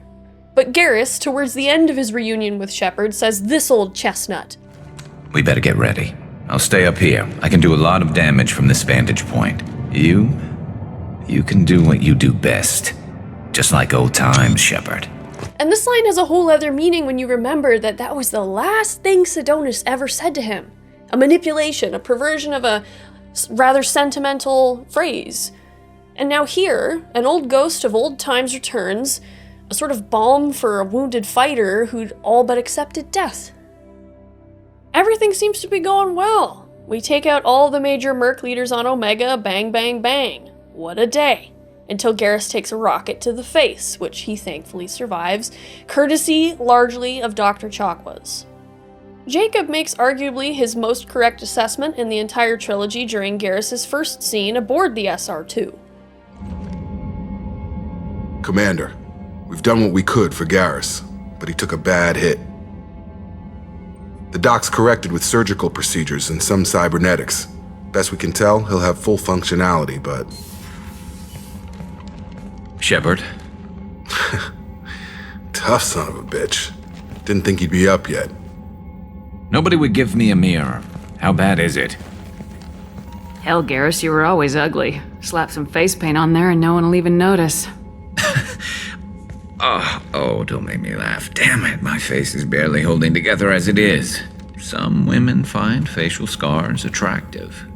Mind you, most of those women are Krogan.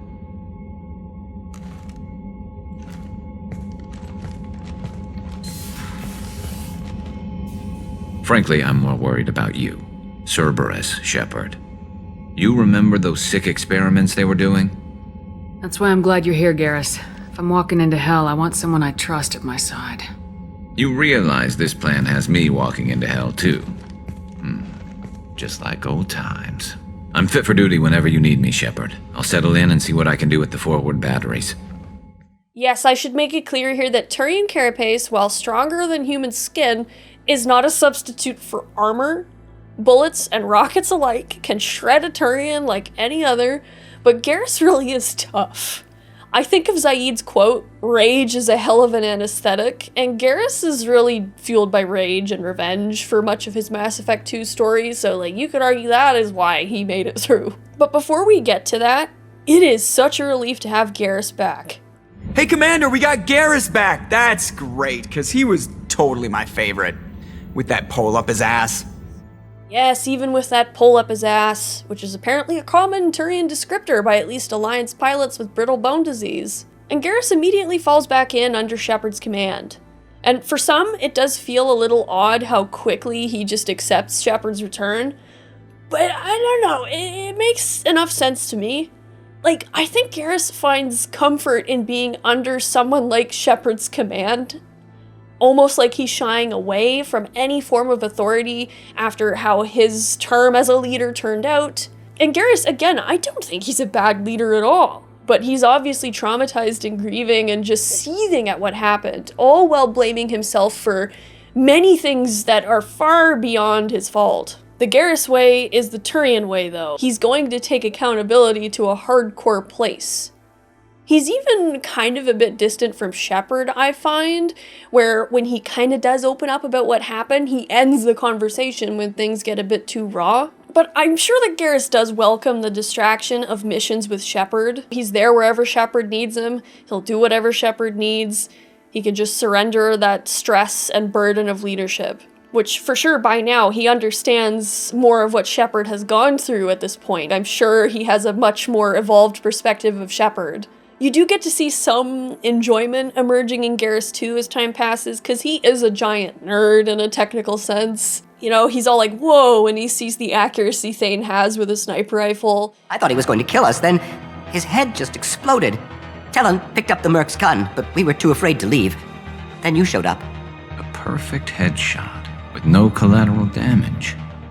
Very impressive. He talks about hospitals not being fun to fight through. Repurposed Krogan Hospital. Sturdy, built to withstand punishment. That's unfortunate. Hospitals aren't fun to fight through. What is fun to fight through?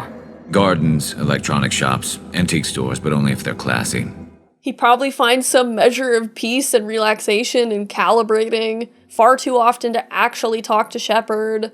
You know, he tinkers with his visor, he's keeping busy. But Kelly Chambers, being who she is, can see through a lot of Garrus's coping mechanisms and distractions and humorous deflection. How is our newest Turian crew member doing?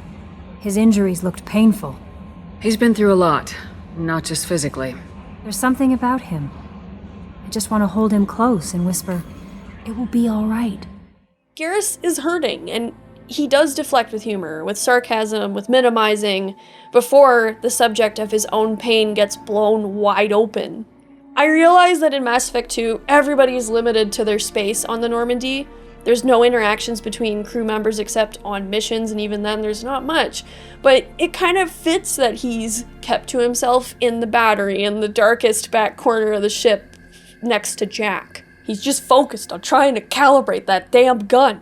Garrus also, pretty much immediately, sees past Cerberus to understand the overarching threat that Shepard and their mission is facing. Innocent people, stolen away, with no actual justice to follow. This kind of suicide mission is right up Garrus's alley for multiple reasons. And I think as well, his own quiet devaluing of his life, even if he's not overly stating it, it plays a role in how eager or willing he is to just march into hell with someone that reminds him of simpler days. Someone he trusted and trusts once more. Sidonis made that remark in the comic of just like old times, and Garrus says that to Shepard more than once, but every time he says it now after having read that comic, I'm just going to be thinking of the double meaning of that. A line that was used to play on his sentimentality, but that he still says with actual meaning. In a way, for Garrus, throughout Mass Effect 2, he probably thinks that if he dies on the suicide mission, that might be his penance for what happened.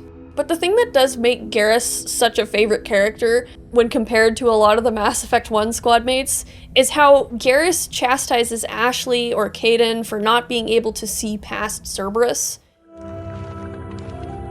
A reunion has to wait. Cerberus brought me back to stop attacks like this.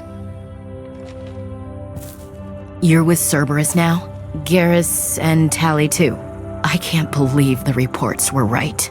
Reports? You mean you already knew? Alliance intel said Cerberus could be behind our missing colonies. We got a tip that this one could be the next to get hit. I went to Anderson, but he wouldn't talk. But there were rumors that you weren't dead. Worse, that you were working for the enemy. I wanted to believe that you were alive. I just never expected anything like this. You've turned your back on everything we stood for. Ash, you know me. You know I'd only do this for the right reason. You saw it yourself. The Collectors are targeting human colonies, and they're working with the Reapers. I'd like to believe you, Shepard, but I don't trust Cerberus. And it worries me that you do. What did they do to you? What if they're behind it? What if they're the ones working with the Collectors? Damn it, Williams. You're so focused on Cerberus that you're ignoring the real threat. And it says a lot that he himself can, given that he is a Turian. Cerberus was formed largely in response to events that followed the First Contact War and the elusive man's experience with it. This is yet another story to cover, but Garrus, more than anyone else I think on the Normandy crew, has reason to be like, Shepard, I don't know. I don't think I can join you. But he does, and he never doubts Shepard. Garrus also jokes about his new scars. And maybe it is just a general self-deprecating joke that he makes, because, Garrus does that. But I do wonder if in Mass Effect 2, he's insecure about them a bit.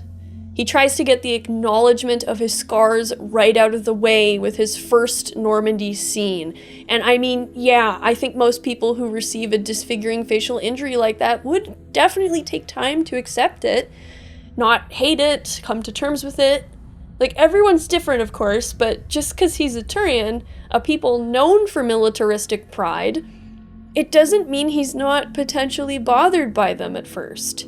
The fact that his tattoos as well are marred is almost symbolic of his failure as a Turian.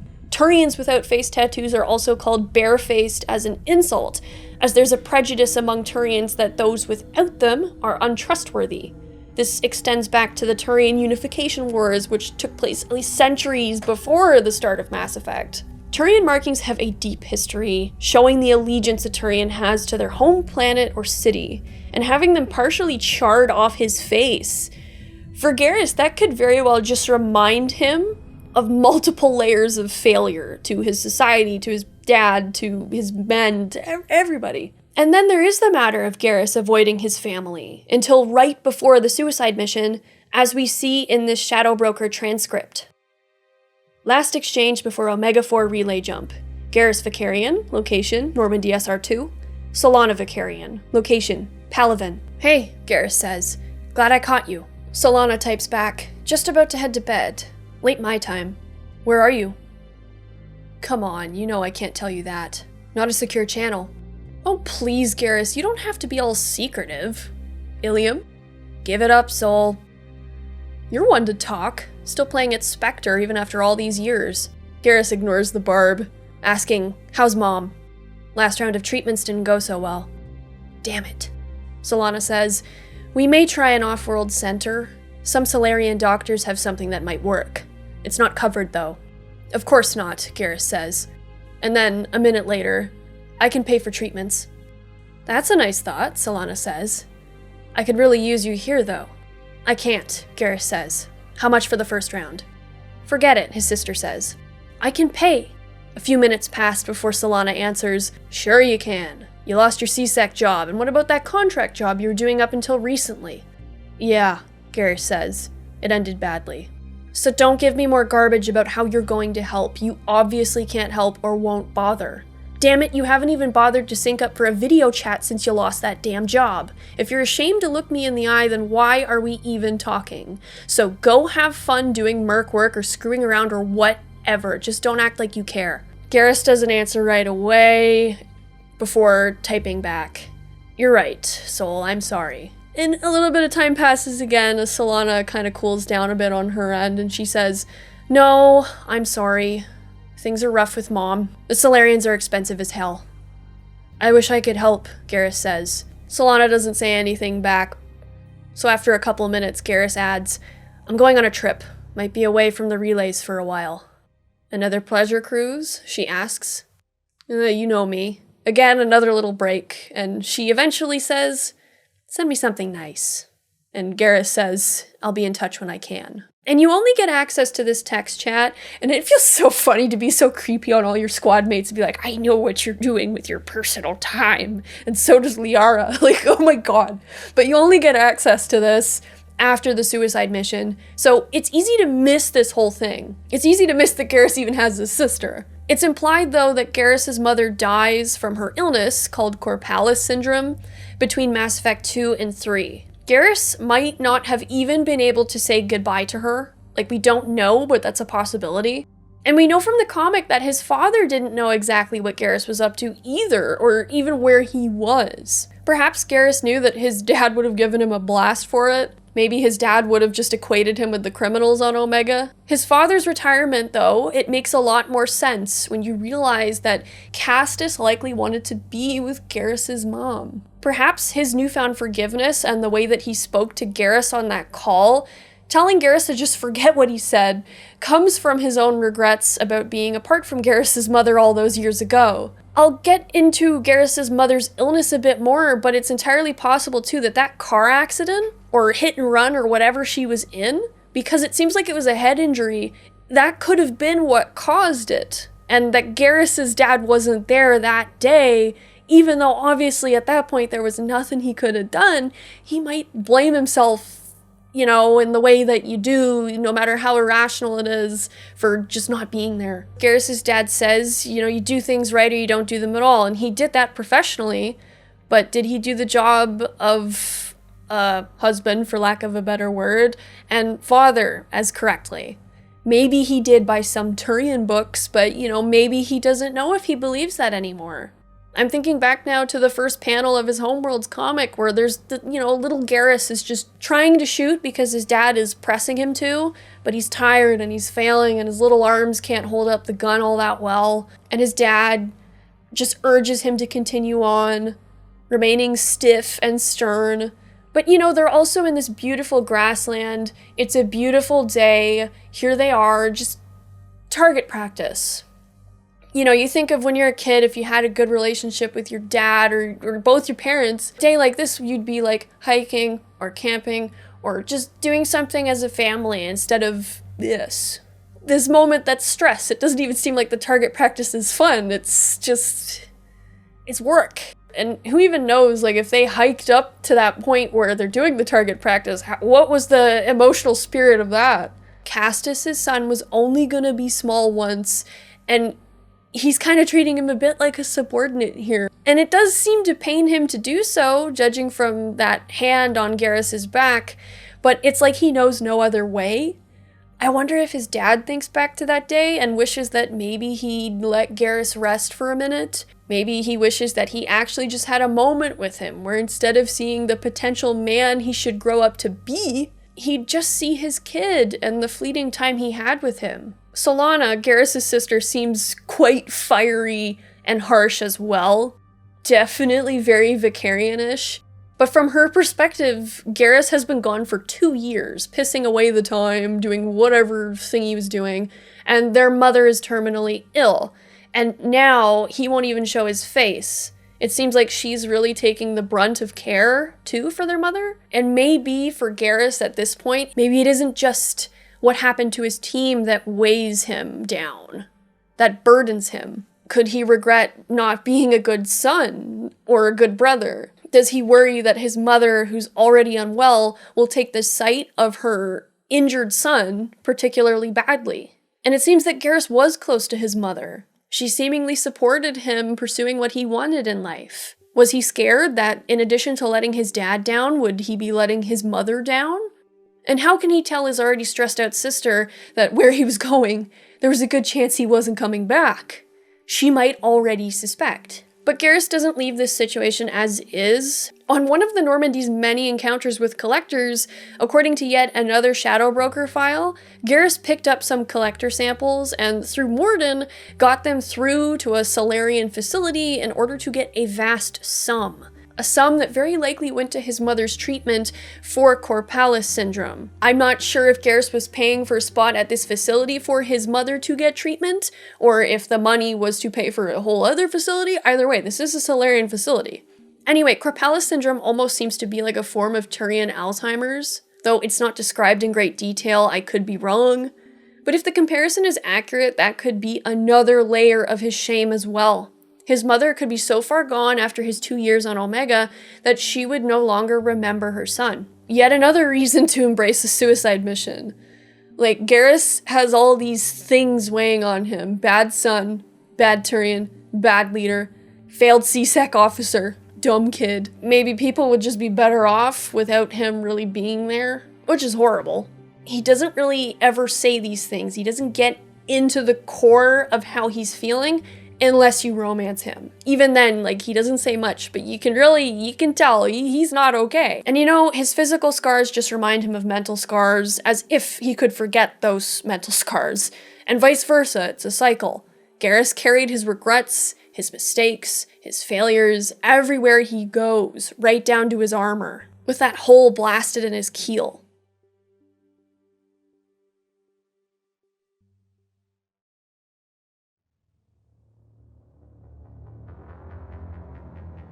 Much like he did with Dr. Saleon, Garrus sent out some feelers to track down Sidonis. And lo and behold, Sidonis has been tracked down to the Citadel. He apparently used a forager, known as Fade, to help him disappear. And at first you might think, why the Citadel? But really, when you think about it, it was kind of the only place Sidonis really had left. Because he had to leave Omega, the scene of his betrayal. Ilium is mostly an Asari Levo planet. I mean, he could live there, but Palaven and the Turian focus on honor and accountability would eat him alive. So the Citadel was at least safe, not as suffocating as Palaven, and hey, there's over 10 million people to get lost among. So Garrus and Shepard go to meet in a warehouse with this supposed Fade. But no, the Volus we meet is just a cover. After a brief interrogation, the first hint of Garrus' growing ruthlessness, we find out where Fade is really hiding, and also that he's Harkin. Oh joy. And when we get to Harkin's hideout at a warehouse in the wards, Garrus is promising a terrible time for Harkin. And Shepard notices how tense and on edge, and just how shaky Garrus is as they fight through the warehouse. Run all you want, Harkin! We'll find you! So Harkin's finally gone completely bad. He was always a pain in the ass, but I'm in no mood for his games. If he doesn't cooperate, I'll beat him within an inch of his life. You seem to be getting tense, Garrus. Harkin may know why Sidonis wanted to disappear. If so, he knows why we're here, and I don't want him tipping Sidonis off. You still planning to kill Sidonis when we find him? That's the plan. It'll be quick and painless, unlike everyone he betrayed. He'll be spared the agony of a slow death. It's more than he deserves, but as long as he's dead, I'll be satisfied.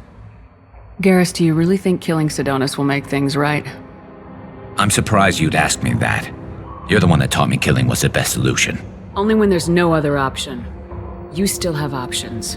Maybe, but this is personal. I'll pull the trigger and I'll live with the consequences. All I'm asking is that you help me find him. What Garrus points out, especially when you took a renegade approach to Garrus in Mass Effect 1, makes total sense.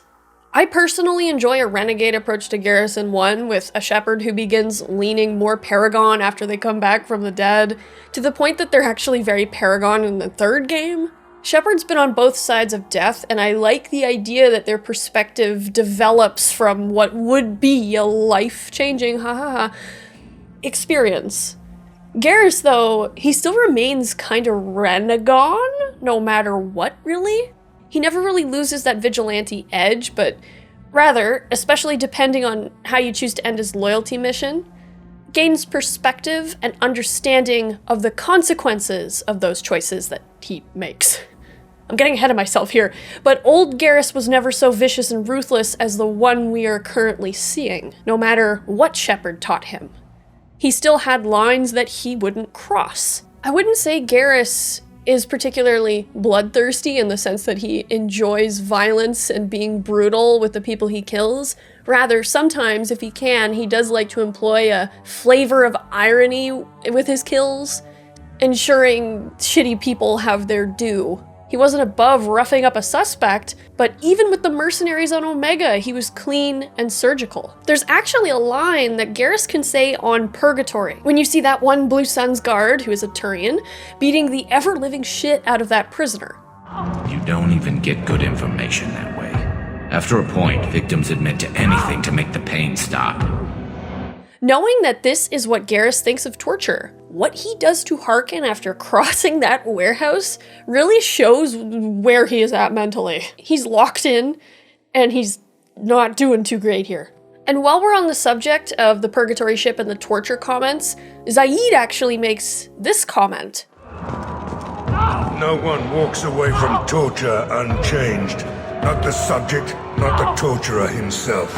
Never found torture worth the price myself. Like, Zaid is a figure that you either love or you hate, I find, among people. Personally, I find him really interesting and funny a lot of the time, but like this line here says a lot about him, but also when you connect it to Garrus and what happens with Harkin and the way he is, how bad he can be towards Harkin. I think you'd have to be a really fucked up person to not be changed by being a torturer of someone. And I don't think Garrus is immune to that sort of traumatic change. Sometimes when I look at Zaid, I just see a version of Garrus had he fallen to the level of the mercs he was killing, where he's just loyal to the dollar, or the credit in this case. Sure, he has some standards, but he's just a cold son of a bitch, who occasionally is really fucking funny.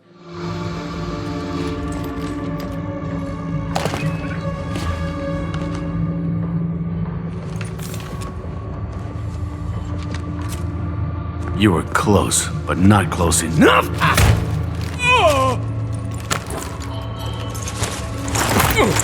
So, Fade. Couldn't make yourself disappear, huh? Come on, Garrus. We can work this out. What do you need? I'm looking for someone. Well, I guess we both have something the other one wants.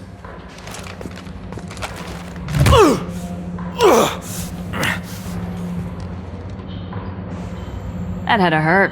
Maybe you should just tell us what we want to know. Maybe. I still haven't heard what you want. You helped a friend of mine disappear. I need to find him. I might need a little more information than that. His name was Sidonus. Turian came from the... I know who he is, and I'm not telling you squat. Harkin, this doesn't have to be hard. Screw you. I don't give out client information. It's bad for business. You know what else is bad for business? A broken neck. All right. Get off me! Terminus really changed you, huh, Garrus? No, but Sidonus opened my eyes. Now arrange a meeting. And Garrus at this point has little restraint, exercising his strength and intimidation factor to get what he wants from Harkin, and he goes a bit further because he doesn't like Harkin. Shepard can let Garrus shoot Harkin in the leg to slow him down. Otherwise, Garrus will just headbutt Harkin, which actually does make him a very fit image for Grunt's father figure. Harkin survives, and I'm pretty sure he always gets taken by C-Sec in the end, but Garrus is clearly sinking into a red haze here. In Mass Effect 1, Garrus never enjoyed brutality. Even when he can sort of taunt Dr. Saleon with that harvesting organs remark, it wasn't just a lust for blood that drove him. It was the promise of justice delivered by his hand. And Garrus actually did seem to be considering harming Harkin a lot more than he did, judging by that bit of hesitation here. It's all good. He wants to meet you in front of Orbital Lounge, middle of the day. So, if our business is done, I'll be going. I don't think so. You're a criminal now, Harkin. So what? You're just gonna kill me? That's not your style, Garrus. Kill you? No. But I don't mind slowing you down a little. You don't need to shoot him. He won't be able to hide from C-Sec now. I guess it's your lucky day. Yeah, I hope we can do this again real soon. I didn't shoot him. In the Mass Effect book, Revelations, we follow the story of David Anderson and how Saren screwed him over as a Spectre candidate. Saren, in the book, says he operates by 2 rules. Number 1, you can't kill people without a reason. And 2, you can always find a reason to kill someone. Garrus's dad, I think, was kinda right to worry about his son working with a Spectre, especially a renegade Shepard, because this is kind of the philosophy that Garrus comes very close to adopting. Especially when he's at his lowest point and he's just not seeing things clearly. Saren, throughout Revelations, is just bloody merciless. Like, if you've read the book, this guy doesn't bat an eye at killing. In his mind, he's carrying out justice, and sure, he does occasionally take out some really reprehensible people, but sometimes he just takes people out because it's convenient, not like they were just innocent people.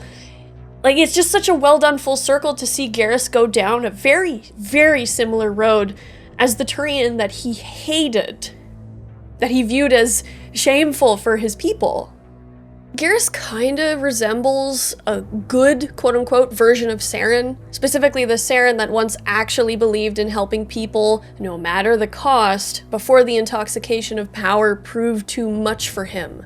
Both harbored xenophobic sentiments once upon a time, as well as a deep pride in their species, though Saren was sure as hell a lot worse than Mass Effect 1 Garrus. It was kind of like if that superiority or arrogance of Garrus got firmly baked into him, then you might be looking at a Saren 2.0, maybe. Garrus still has that utilitarian spice to him, but unlike Saren, he never got to the point where he was just killing people because it was just more convenient for him, or due to a lack of care. But Garrus does come alarmingly close, without even, at least initially, realizing it. And I'm not even just referring to Garrus potentially killing Harkin here in this quest. What I'm referring to is Garrus risking innocence again in Mass Effect 2. We already went over Dr. Michelle in Mass Effect 1, but with Sidonus, Garrus is prepared to kill him in a busy corridor of the wards. This is just completely fueled by rage. He's not in control of himself once again. And I don't mean not in control in the sense of he's not capable of stopping himself. No. I mean he's letting his emotions run his motor and others are at risk of paying for it. Sure, Garrus is a great shot. He's tactically sharp, but still, this brings him so dangerously close to Saren.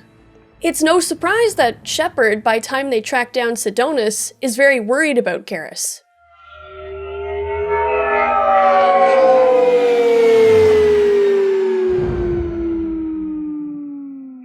Harkin's a bloody menace. We shouldn't have just let him go. He deserved to be punished. Getting a little worried about you, Garrus. You were pretty hard on Harkin. You don't think he deserved it? This is not like you. What do you want from me, Shepard? What would you do if someone betrayed you? I'm not sure, but I wouldn't let it change me. I would have said the same thing before it happened to me. It's not too late. You don't have to go through with this. Who's going to bring Sidonus to justice if I don't? Nobody else knows what he's done. Nobody else cares. I don't see any other options. Let me talk to him. Talk all you want, but it won't change my mind. I don't care what his reasons were. He screwed us. He deserves to die. I understand what you're going through, but do you really want to kill him? I appreciate your concern, but I'm not you. This isn't you either. Really? I've always hated injustice. The thought that Sidonus could get away with this? Why should he go on living while 10 good men lie in unmarked graves? I'm sorry, Shepard. Words aren't going to solve this problem. I need to set up. So Garrus has poured over what he wants to do to Sidonus for countless hours. Weeks. It's easy to feel sure when you've spent so much time thinking of something in great detail and very specifically, but you can see the doubts squeaking in here if Shepard is, poking him in. Garrus has the image in his head of a cruel, selfish, vindictive piece of shit when he thinks of Sidonus. Someone who sold out his team for, money? A free ticket off the hellhole that was Omega? And yeah, some of those things may be true, and Shepard can let him take the shot, and then it's done. I will say, Garrus doesn't really change too much depending on your choice in this quest. He is loyal, no matter what, to Shepard. But if we're speaking purely from, a roleplay perspective here, does Garrus really learn anything from this outcome? He remains that more brutal rebel, seeing through a bit of that tunnel vision, though he does mellow out now that he has that ghost off his conscience. But it definitely feels more fulfilling if Shepard blocks Garrus's shot and instead speaks to Sidonus. Let's get this over with. You're in my shot. Move to the side. Listen, Sidonus. I'm here to help you. Don't ever say that name aloud. I'm a friend of Garrus's. He wants you dead, but I'm hoping that's not necessary. Garrus, is this some kind of joke? Damn it, Shepard. If he moves, I'm taking the shot. You're not kidding, are you? Screw this. I'm not sticking around here to find out. Tell Garrus I had my own problems. Don't move. Get off me! I'm the only thing standing between you and a hole in the head. Fuck. Look, I didn't want to do it. I didn't have a choice. Everyone has a choice. They got to me. Said they'd kill me if I didn't help. What was I supposed to do? Let me take the shot, Shepard. He's a damn coward. That's it? You were just trying to save yourself? I know what I did. I know they died because of me. I have to live with that. I wake up every night, sick and sweating. Each of their faces staring at me, accusing me. I'm already a dead man. I don't sleep. Food has no taste. Some days, I just want it to be over. Just give me the chance. Gotta let it go, Garrus. He's already paying for his crime. He hasn't paid enough. He still has his life. Look at him, Garrus. He's not alive. There's nothing left to kill. My men, they deserved better. Tell Garrus... I guess there's nothing I can say to make it right. Just go. Tell him to go. He's giving you a second chance, Sidonis. Don't waste it. I'll try, Garrus. I'll make it up to you somehow. Thank you for talking to him.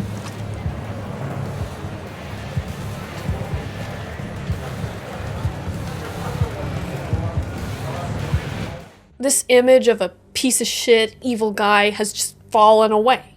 Because Sidonis is a wreck. He's pitiful, he's a coward, which for a Turian is extra shameful. He confesses his guilt, he tells Shepard what he did, like the Codex says about the standard Turian murderer. Sidonis swears he'll make it up to him, but I don't know if Garrus cares all that much about that. And it doesn't even seem to be that Garrus is enjoying knowing that Sidonis living is a worse punishment for him, because Garrus says this.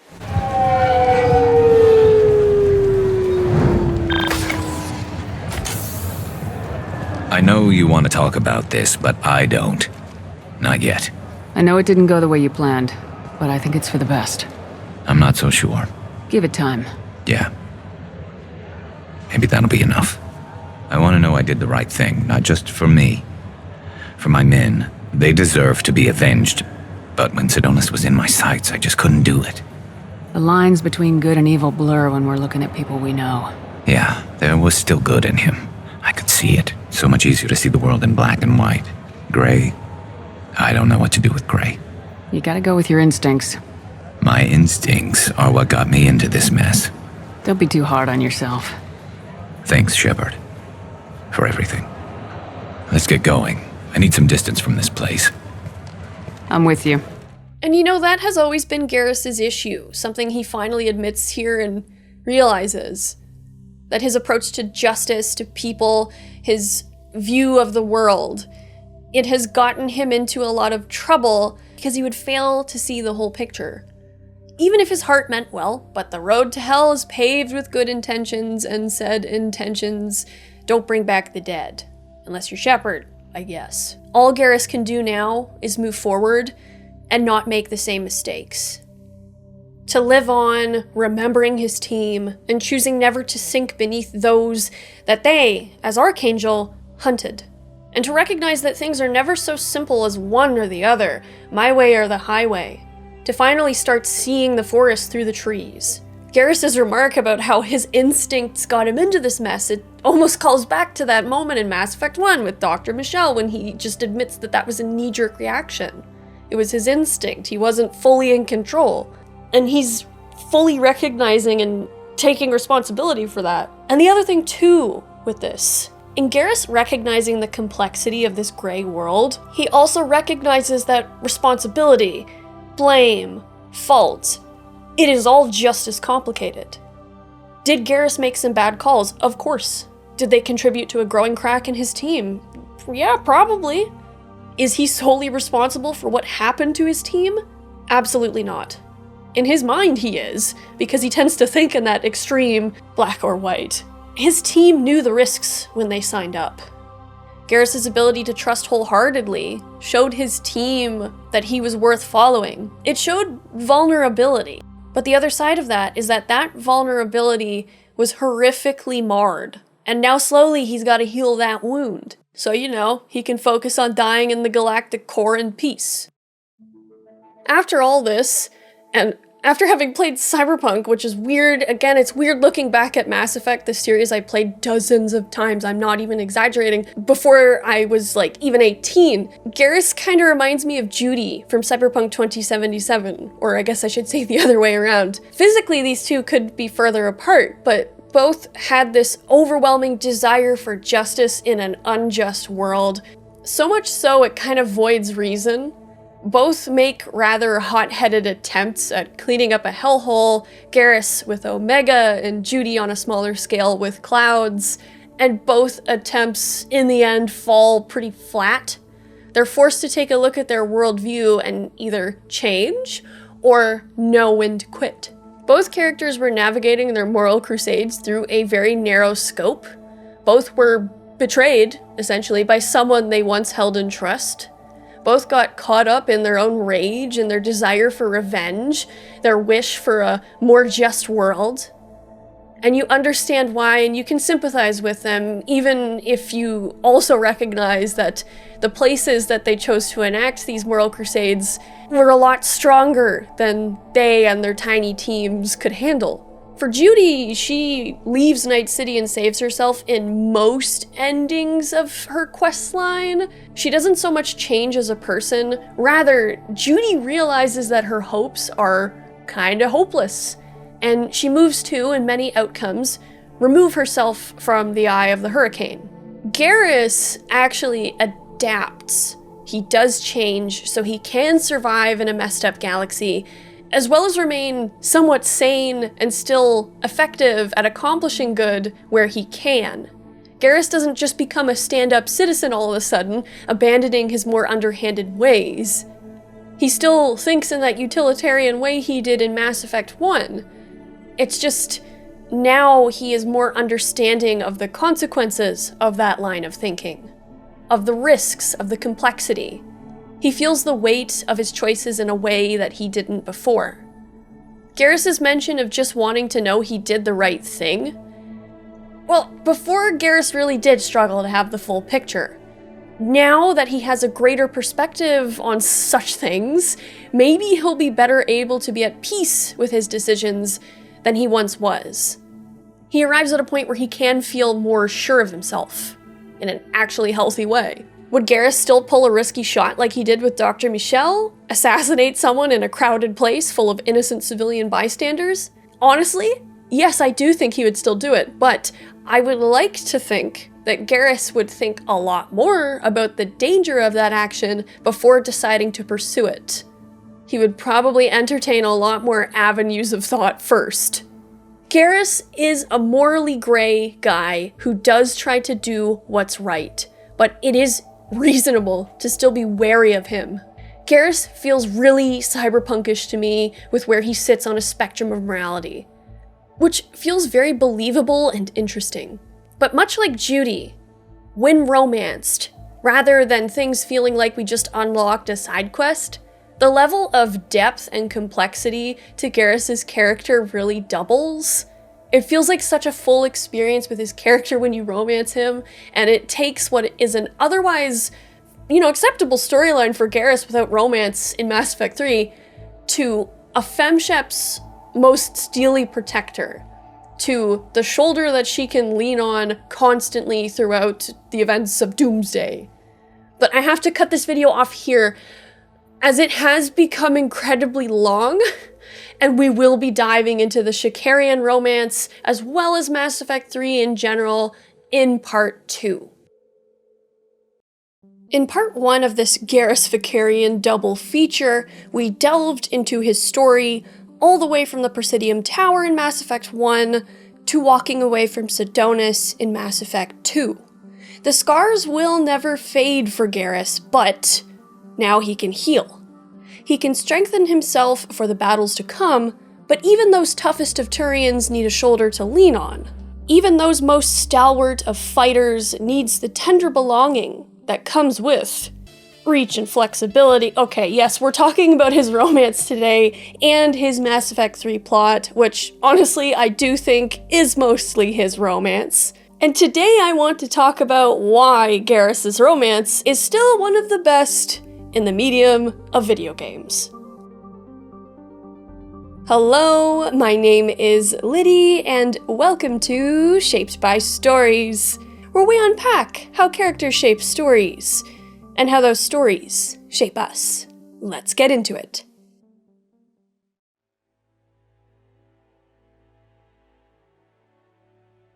Thane Krios tells a story.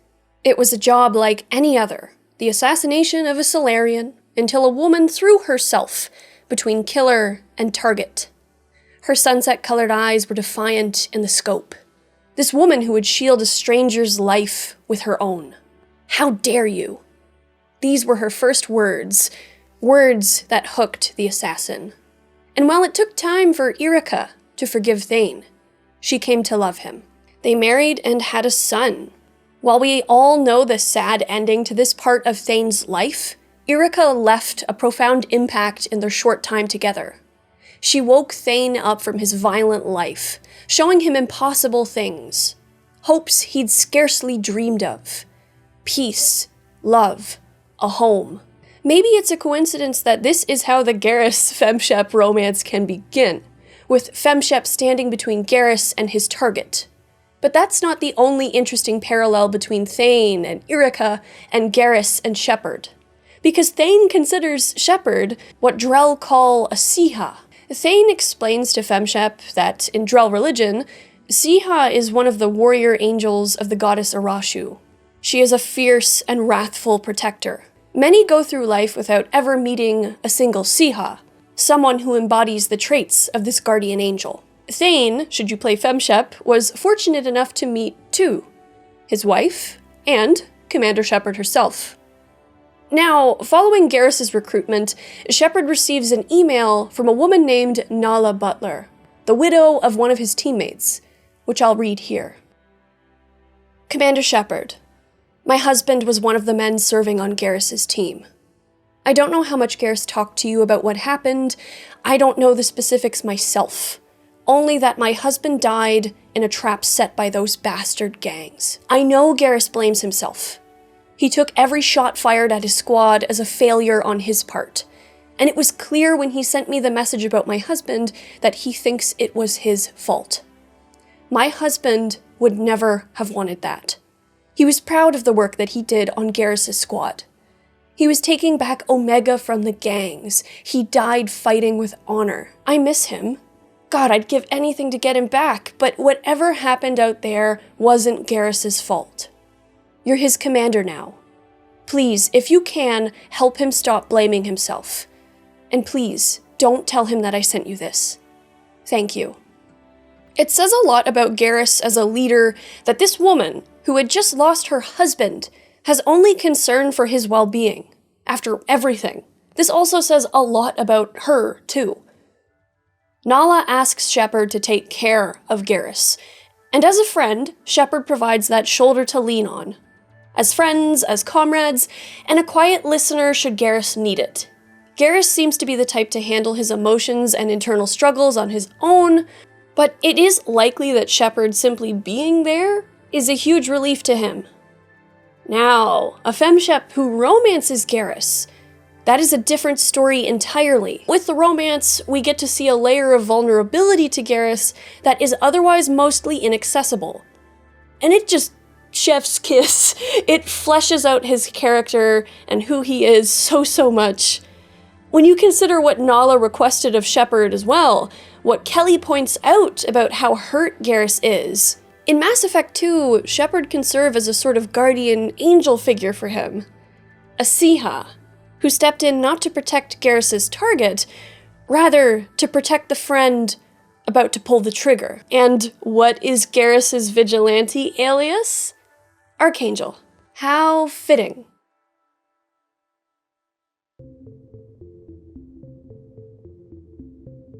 Garrus and FemShep have a little chat no matter how you deal with Sidonis, and this discussion is the same if you're just being friendly with him. Garrus restates his loyalty to Shepard, he's with her all the way, whatever happens, he has faith in Shepard's ability to get the job done. And these are words that mean a lot, given what happened with Ash or Kaidan on Horizon. Garrus also admits that the odds of success aren't exactly glowing, but when Shepard teases his pessimism, he says, "You actually think we'll find something worse than collectors or reapers?" I like to expect the worst. There's a small chance I'll be pleasantly surprised. Mark those words. And yes, it is a sort of haha clever Garrus statement, but you could easily view this as Garrus just trying to protect himself from being shattered once again. When you've been disappointed or hurt enough, that can happen. He brings up the difference between Turians and humans and how their militaries prepare for high-risk missions, specifically in regards to the upcoming suicide mission. And I will just play the clip. How do Turian crews get ready for high-risk missions? With violence, usually. Turian ships have more operational discipline than your alliance, but fewer personal restrictions. Our commanders run us tight, and they know we need to blow off steam. Turian ships have training rooms for exercise, combat sims, even full-contact sparring. Whatever lets people work off stress. You mean Turian ships have crewmen fighting each other before a mission? It's supervised, of course. Nobody's going to risk an injury that interferes with the mission, and it's a good way to settle grudges amicably. I remember right before one mission, we were about to hit a Batarian pirate squad. Very risky. This recon scout and I had been at each other's throats. Nerves, mostly. She suggested we settle it in the ring. I assume you took her down gently? Actually, she and I were the top-ranked hand-to-hand specialists on the ship. I had reach, but she had flexibility. It was brutal. After 9 rounds, the judge called it a draw. There were a lot of unhappy bettors in the training room. We ended up holding a tiebreaker in her quarters. I had reach, but she had flexibility. More than one way to work off stress, I guess.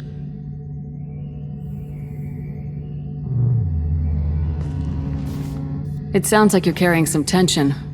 Maybe I could help you get rid of it. I didn't think you'd feel like sparring, Commander. What if we skipped right to the tiebreaker? We could test your reach and my flexibility. Oh, I didn't. Never knew you had a weakness for men with scars. Well, why the hell not? There's nobody in this galaxy I respect more than you, and if we can figure out a way to make it work, then yeah, definitely.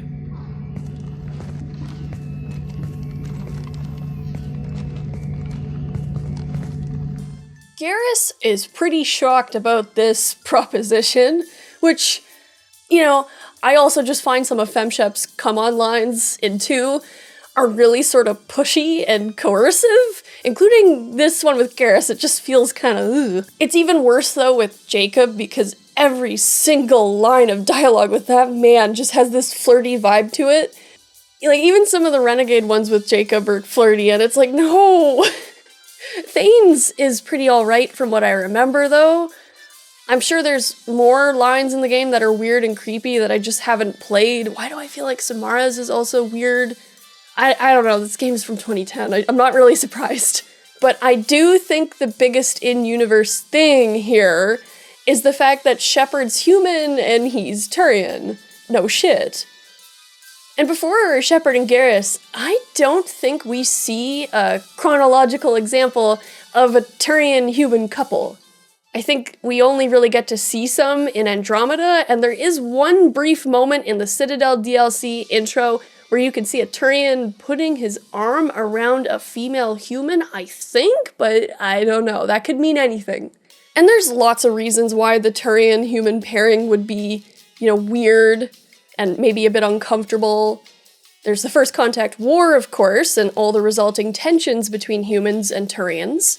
There's the fact that they do look really different and, you just might not be physically into each other. They don't look like birds. They look like cats. But he admits, after a minute, he wouldn't be opposed to it. The way it's presented as blowing off steam seems to remove the more worrisome or nerve-wracking strings of anything, at least at the outset. A lot of the time, Friends with Benefits stories like this can still feel kind of icky, because it is sometimes written in a way where it's kind of just about the body and the reward it presents and the physical gratification. It's not so much about the person. But in this case, with Garrus and FemShep, it is still very much about the person. Like, that is essential here. It doesn't feel transactional or impersonal. It is not love, not yet, but it feels like a safe pairing. And I don't mean safe as in, oh, it's inoffensive. No, I mean these two characters can feel pretty comfortable with each other. And what adds to it is the following conversation and the vulnerability he presents. I've been thinking about what we talked about. Blowing off steam, easing tension. I've never considered cross-species intercourse. And damn, saying it that way doesn't help. Now I feel dirty and clinical. Are we crazy to even be thinking about this? I'm not... Look, Shepard, I know you can find something a little closer to home. I don't want something closer to home. I want you. I want someone I can trust. I can do that. I'll find some music and do some research to figure out how this thing should work. It'll either be a night to treasure or a horrible interspecies awkwardness thing. In which case, fighting the Collectors will be a welcome distraction, so, you know, a win either way. You know, Garrus, if you're not comfortable with this, it's okay. I'm not trying to pressure you. Shepard, you're about the only friend I've got left in this screwed-up galaxy. I'm not gonna pretend I've got a fetish for humans. But this isn't about that. This is about us. You don't ever have to worry about making me uncomfortable. Nervous, yes, but never uncomfortable. So Garrus gives Shepard an out here, and he understands if Shepard takes it. Throughout the romance, even in Mass Effect 3, he gives Shepard more outs, and he's never bitter or weird about it. He is still a bro, even if you can tell that there is some hurt about things ending. He never acts possessive of Shepard.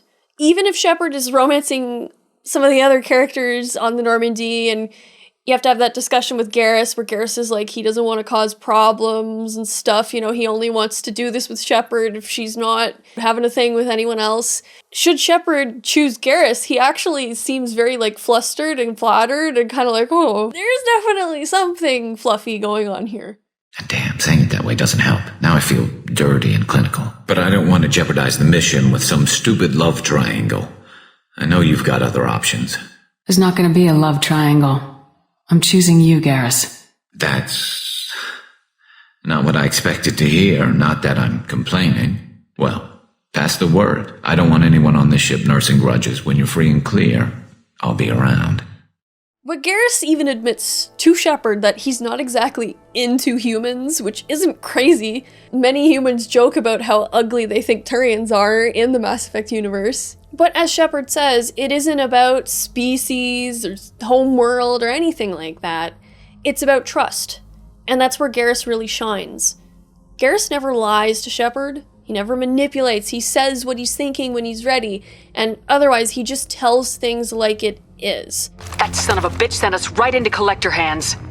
And here I thought I'd had my betrayal and attempted murder for this year. If he disagrees with Shepard, he makes it known. This is what makes him really cool best friend material outside of the romance, but it also really enhances the romance, because you can rely on Garrus. You don't have doubts about him. The other thing, too, that makes this immediately sweet, though, is that Garrus, despite the emotional wounds he's still recovering from, he's still willing to be vulnerable off the bat. He admits his nervousness. If he's awkward, which he is, that's why he's nervous. And yeah, it would be nerve-wracking, especially when you gotta research how not to die in the act. Or, you know, like, he slice Shepard open because he has dinosaur feet. Shepard also finds out from Mordin that anaphylactic shock is a possibility if she, ingests. So you can only imagine what Mordin said to Garrus about the things he needs to watch out about. But in the actual Mass Effect 2 romance scene, you actually get to see probably more the core reason why Garrus is so nervous. Scared, even. But oh my god, the way he shows up with the wine and the visor and the flux music. Many people have pointed this out, that Garrus is a guy who can shoot you square between the eyes. He's taken on 3 major merc bands at once. He survived a rocket to the face. He can be fucking terrifying when he wants to be. But with Shepard, a romance Shepard, he's a nervous nerd. It's part of his charm. But then it all comes tumbling down.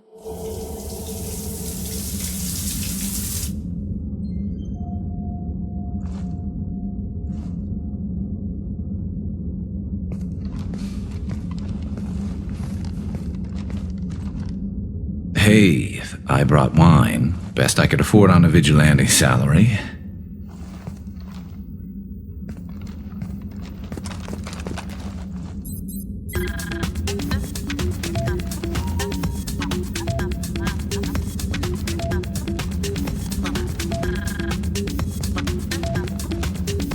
If you were a Turian, I'd be complimenting your waist or your fringe, so your, hair looks good, and your waist is very supportive. Hopefully that's not offensive in human culture. Whoa, consider me seduced, smooth talker. Now shut up and stop worrying. I've seen so many things go wrong, Shepard. My work at CSEC, what happened with Sidonis. I want something to go right. Just once. Just...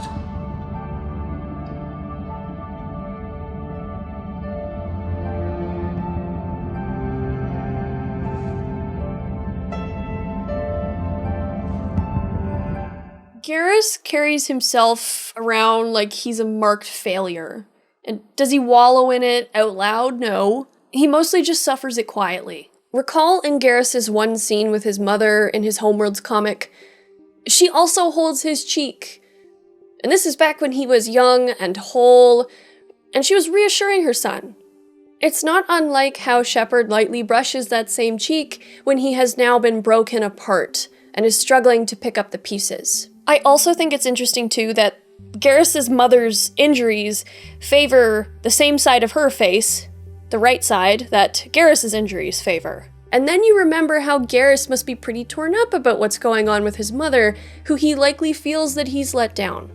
Remember what he said in the hospital with his mom, that his father wouldn't even bother to come home to look after her, so Garrus would stay instead? Now, it's Garrus who won't come home, and his father and sister who are probably thinking Garrus wouldn't make the trip home anyway. Garrus, even here with the romance scene, feels like he's failing yet again because he's worried about the wine being cheap, the lines being offensive, the music being the flux music. Oh my god, Mordin, what did you tell him? Alcohol, mood music. It's funny, but I even sort of look at his outfit here and it looks not like as crisp and smooth and clean as some of the other Turian outfits we see in the game, and I feel like that's another thing too, because as he says, he can't afford super good things on the vigilante's salary, so he might even be self-conscious about that unless I'm just seeing something that isn't actually there. And Garrus sort of crumbles and just says crap. When Shepard caresses his scars, that act alone conveys that he is far from a failure in her eyes. That Garrus even lets her just touch his scars like that shows the trust they share. Garrus has been through a lot, and he's backed himself into a lonely, dark corner.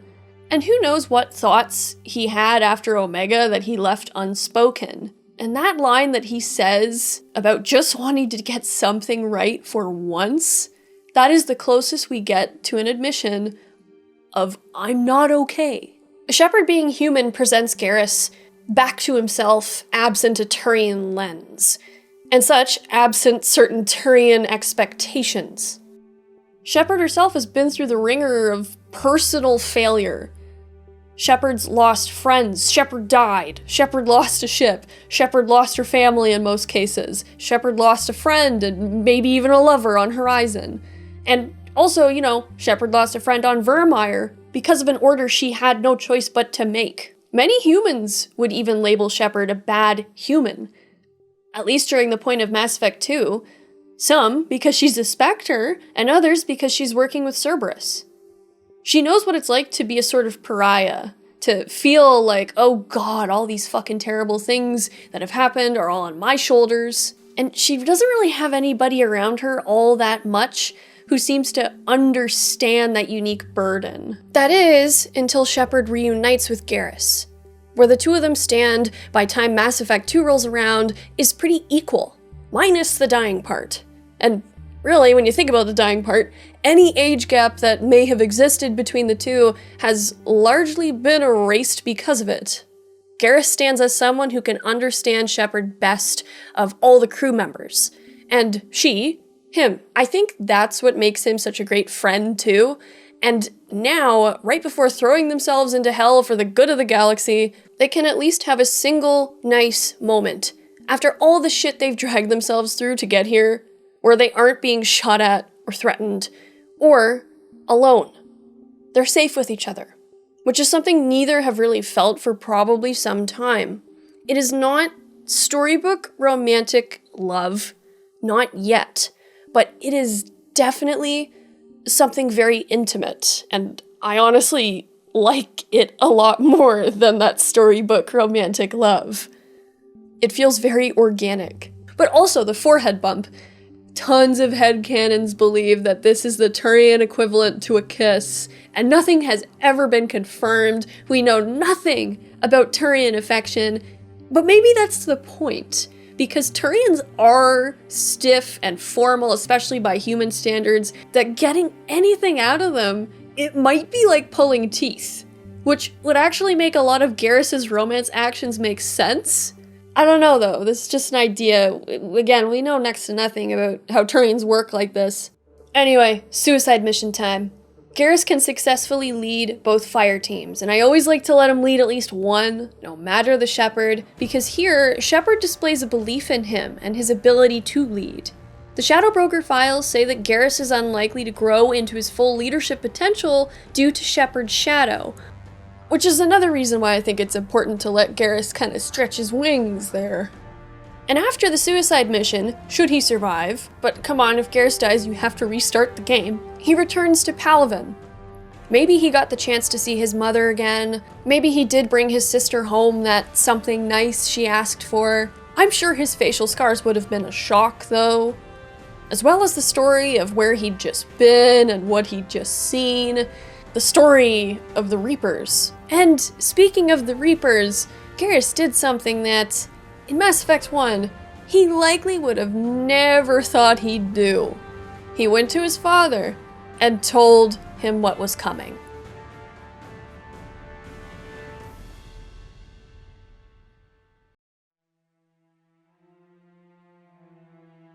So you would expect Garrus Vakarian to hear Garrus's story and shake his head. Call his son crazy. Maybe he would've if Garrus had told him about Sovereign and Vigil years ago. It's implied that this is the first time that Garrus ever actually did tell his dad about everything. But as Garrus says, Castus listened, and that listening was what Garrus needed. And like the detective he was, Castus let the evidence speak for itself. As crazy as the idea of the Reapers was, as traditional as this seasoned Turian could be, Garrus's dad saw the truth that powers like the Council refused to accept. And no doubt he came to understand the important things his son had been doing since 2182. His son's past choices, once something of disapproval, became, likely in Castus's quiet way, a mark of pride. Garrus's tendency towards independence and questioning might have been a pain in the ass among Turians and with his dad, but it had led him to the truth. As Garrus tells Shepard in Mass Effect 3, it was ultimately pointless to go to the Council, so Garrus's dad, still influential among the hierarchy, went to an old acquaintance of his, Primarch Fedorian of Palaven. And that is quite the vote of support from Garrus's dad, and definitely it would be a huge step to mending fences between father and son. We don't know much about Solana and how she reacted to the story, and she may have still been a bit stressed out with Garrus because of their mother and his absence, but, you know, Garrus was finally home and seems to have worked to patch things up and probably worked to do so with her. In the meantime, the Primarch even gave Garrus a Reaper task force, though only to get an ever-present Castus off his back. It was mostly just symbolic, so it wasn't exactly the most useful thing ever. My father kept pushing and finally got him to commit some token resources. And if you call them a task force, it sounds like you did something about it. What'd you do with him? As much as I could get away with. And a little more. We hardened our lines of communications, expanded emergency stockpiles across the colonies, improved our early warning detection protocols. You think it helped? I'd like to think it bought our fleet some extra time. We'll know when this war is over. Nobody knew how much time there was going to be before the Reapers hit. Even with the task force, the Turians didn't really prepare. So 6 months after the suicide mission, or I guess after the events of Arrival, when the Reapers bulldozed their way into Turian space, many perished. And suddenly, Garrus' title of Reaper Advisor held a lot more value. Garrus was pulled in all directions, and eventually, away from Palaven and his family. Mene, one of Palaven's moons, was a key point in the homeworld's defense. Holding that moon for as long as possible was the best hope for evacuations on Palaven. Garrus fought alongside generals, with some even saluting him, which would be an insane switch from being a bad Turian and a failed cop just 6 months before. Garrus also fought alongside General Adrian Victus, an esteemed and controversial figure in the hierarchy. Not unlike Garrus, Victus had ruffled some feathers with his unconventional approach to warfare and command. Honor in the Turian sense was not a super personal staple or concern for him, because he would use enemies to beat each other down before sending in his forces. He would always put the lives of his men first, rather than sacrificing a ship or an entire platoon because it was the Turian way. Not unlike General Williams of Shanxi. It should also be noted that Adrian Victus was a veteran of the First Contact War. Unsurprising, given Garrus' comment about war running in the Victus blood. If there's a war involving Turians, a Victus is probably right in the thick of it. Like, oh my god, imagine! This would have been another interesting segue to a Garrus-Ashley romance, or at least a much stronger friendship, because maybe Garrus heard some things about Ash's grandfather from Victus, and he tells her how much he was respected by the current Primarch, and oh my god, just go read a fanfiction, Lydia. Victus may have angered the more traditional members of the hierarchy, but his effective leadership and tactics couldn't be denied, hence why he was a general. Garrus has immense respect for the general, admitting to Shepard upon their reunion, if we lose him, there's a good chance we lose this moon. By the time Shepard arrives on Mene to extract the Primarch for a war summit, the Reapers had more or less only just arrived in the Milky Way, but the level of devastation would have made what was perhaps days or a couple weeks feel like long, grueling months for the Turians. To see Palaven burning from Mene, where friends and loved ones could have already been lost, to see their own kind turned against them in the form of brutes and marauders. There would just be pure despair and heartbreak and terror among all of those soldiers. And all of these things could understandably break even the strongest soldier, but the Turians hold Mene like motherfuckers. A quote I think in the Codex actually says that the only time you'll see a Turian's back is when he's dead. As strong as the Alliance is, it is rare to find Alliance soldiers who match Turians in just sheer force of will, as well as sheer commitment. For an unromanced Garrus, hope that his family would make it off Palaven would have been everything to him at this point. He may have also been motivated too by his faith in Shepard, and faith that Shepard will figure something out. But for a romanced Garrus, he thought of FemShep, and a fair bit. On the Citadel date, he says, "The worst part of the galaxy going to hell would have been never getting to see you again." Shepard was incarcerated on Earth for 6 months, and it's possible she never even got a message through to Garrus and vice versa. It's important to remember at this point too, that Shepard and Garrus were not in a committed relationship. But after that vulnerability that Garrus shows in the Mass Effect 2 romance scene, and the events of the suicide mission, something did shift. And who knows what happened before they parted ways after the collector base? So it is cute to kind of think that, yeah, they were just kind of quietly longing to see each other again. Shepard arrives on Mene with Liara and James to extract Primarch Vakarian for a huge war summit.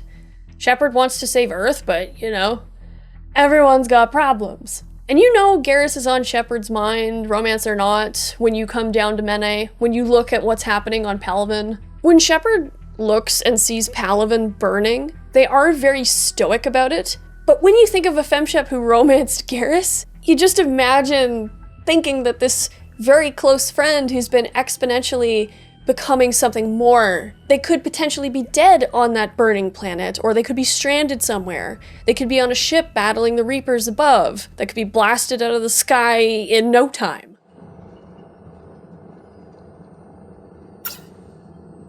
Oh no. No. Palaven. We have an old friend there. Holy hell.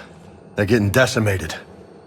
Strongest military in the galaxy, and the Reapers are obliterating it. Was it like this on Earth? Yes. Shepard. I'm so sorry.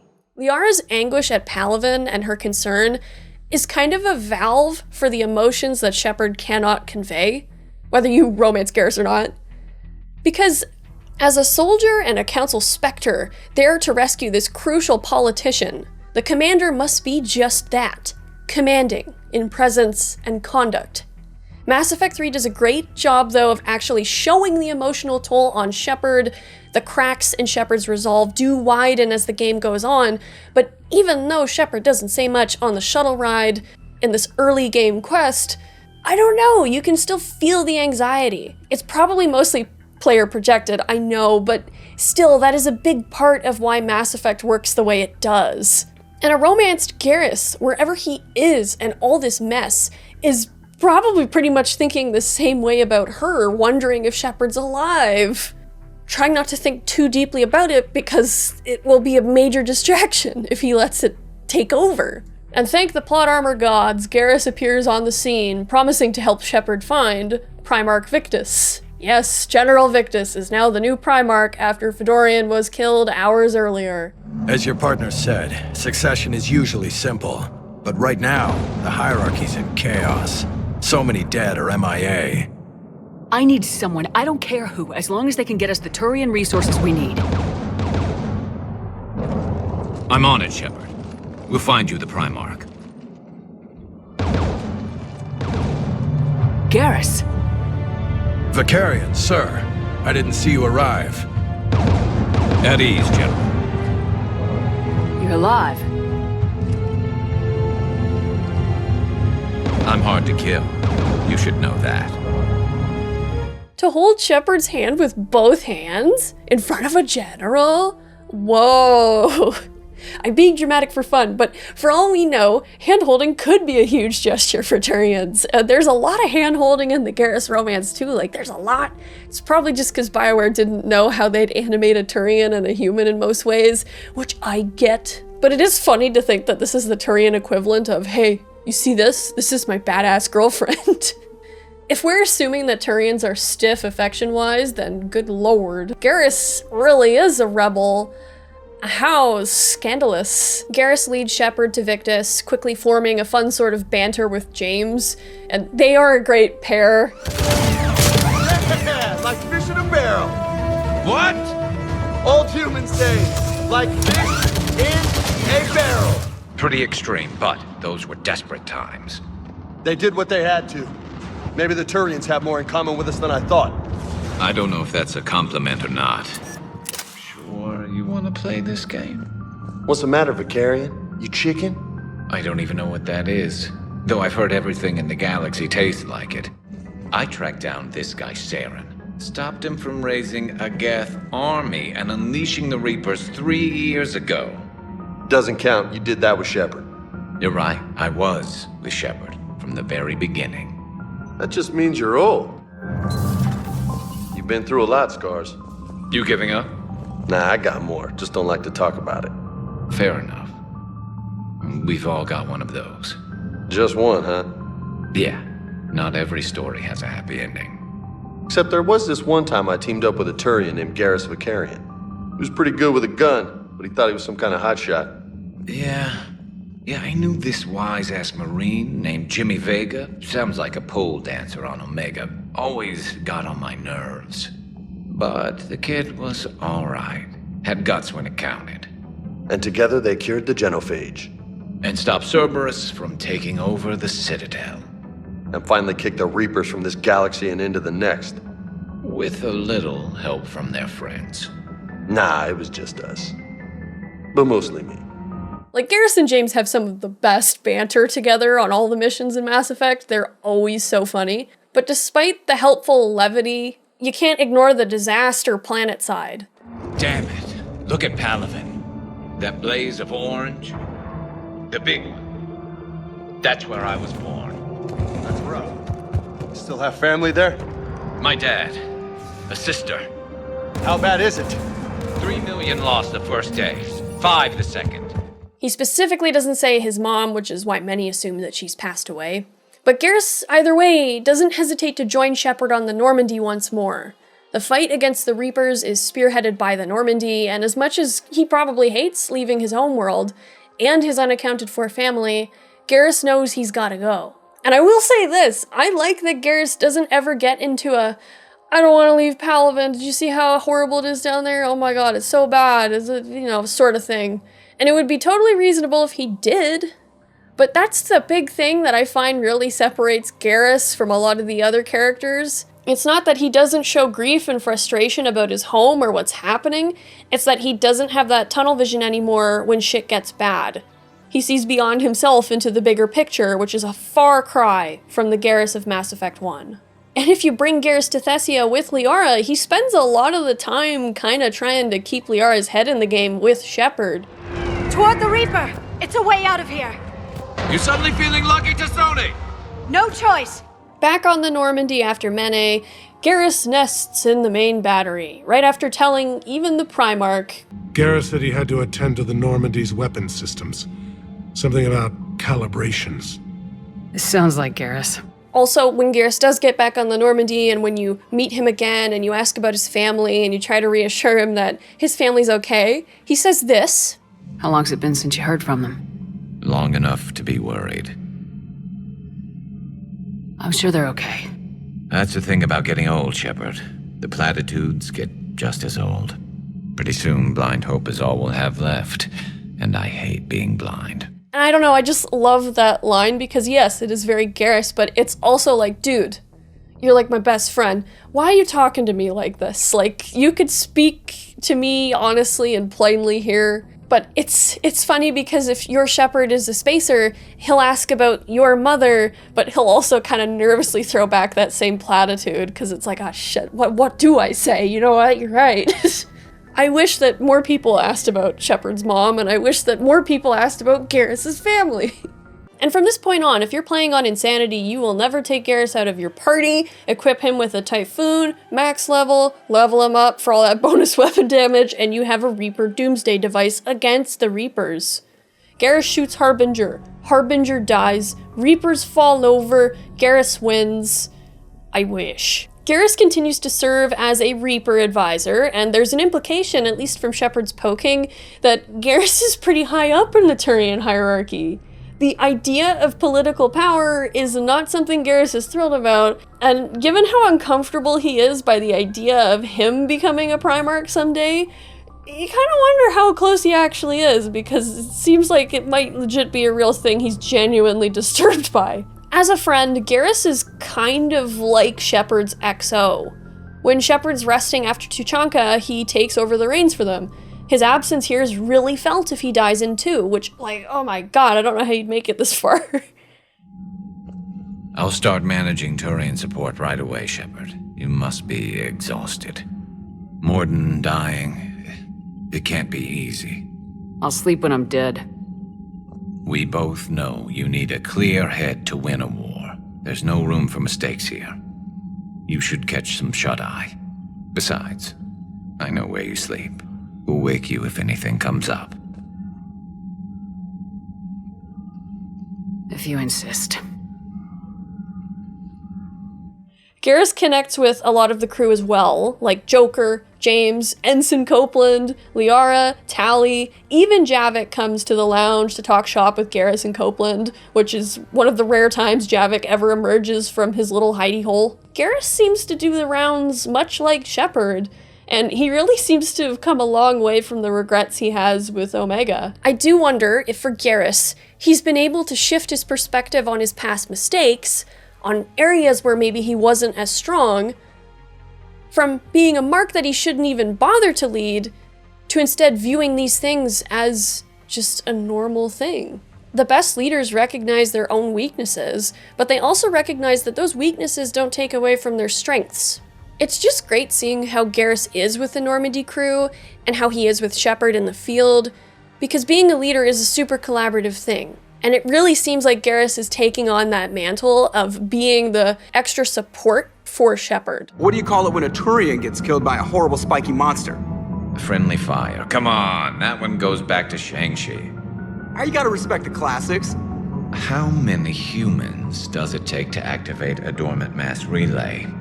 602. 600 to vote on it, 1 to ask the Asari for technical help, and 1 to request a seat on the council afterward. How do you know when a Turian's out of ammo?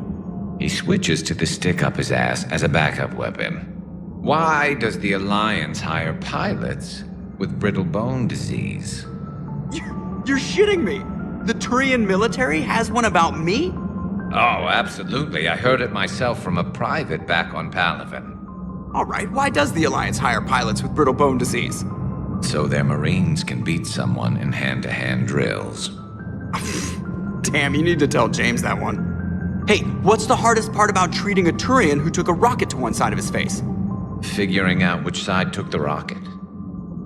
Garrus still has his visor, presumably with his teammates' names carved into the frame, and he speaks of his team, of his time on Omega, with pride instead of pain. It would have been nice to have actually heard more stories about his time on Omega, and maybe things about his team and who some of the people were. But Garrus has stopped hiding away in the battery, and if he can help someone, he will. And if he can take some heat off Shepard, he will. And when Garrus is at the Citadel, at least prior to the Citadel coup, Garrus spends his time coordinating relief for Turian refugees on the station. Even when this guy isn't technically on the clock, he is working to help others. He is taking the initiative. And maybe he's not a by-the-book Turian, but Garrus has always had a strong sense of service to those in need.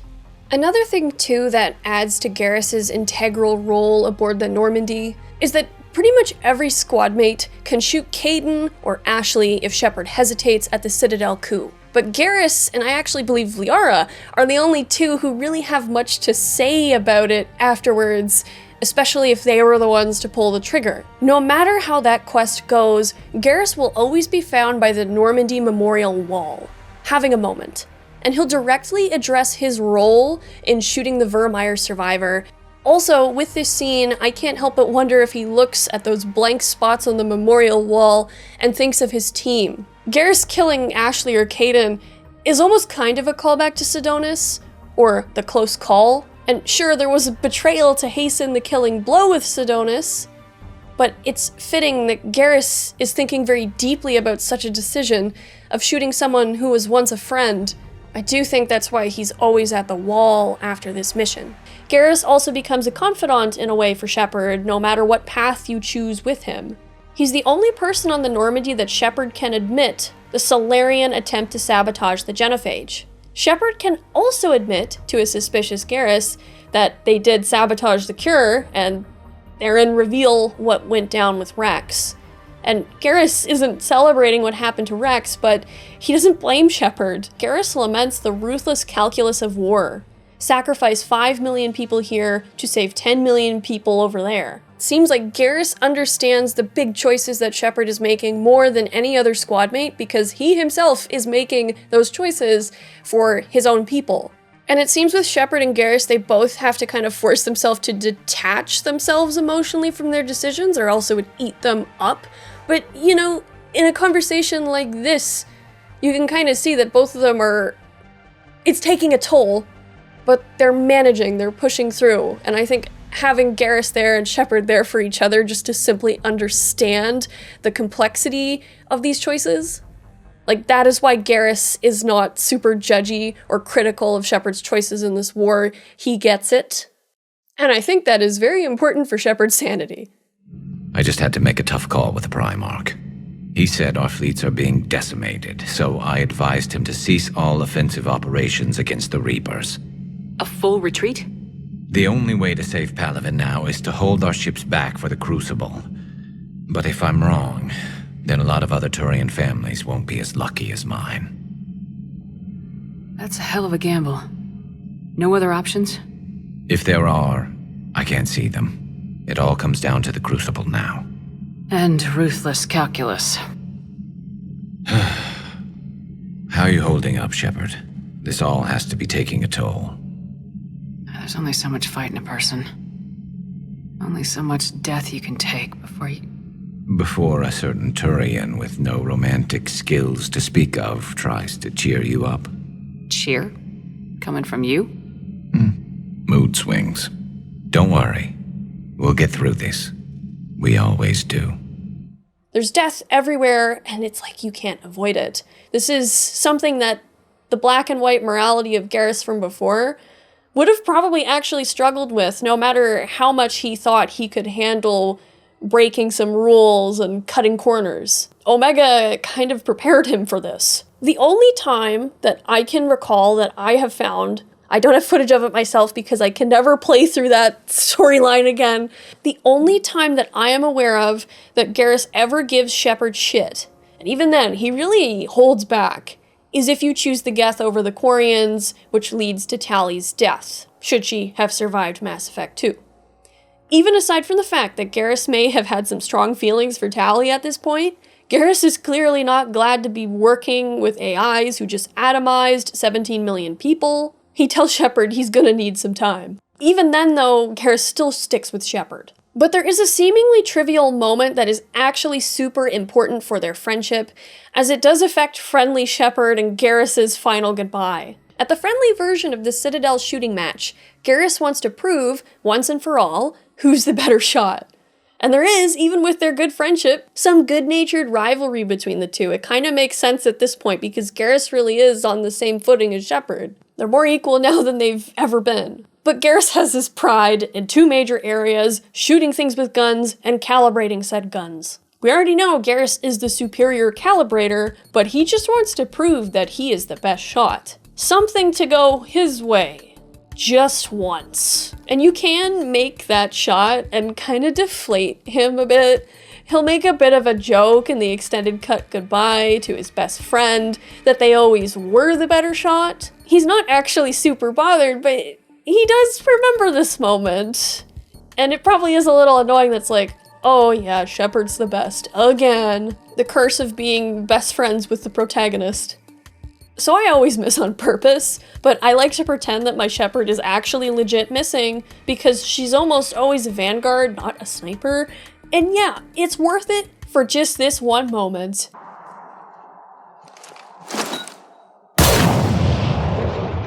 I'm Garrus Vakarian, and this is now my favorite spot on the Citadel. Now, in the extended cut goodbye, where you've taken things on this path, he jokes that he always was the better shot, which is sweet.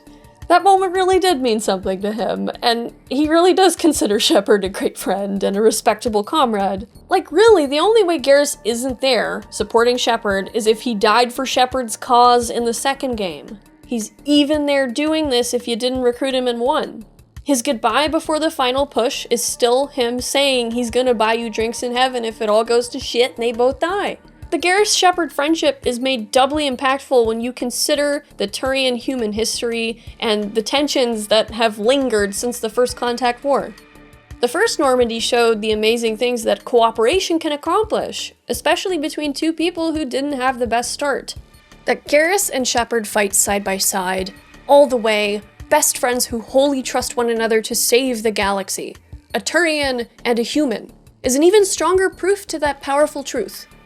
And this serves as a suitable segue to the part that all the Shakarians out there, thank you for watching, you lovely people, have been waiting for. To the bulk of Garrus's romance, in Mass Effect 3.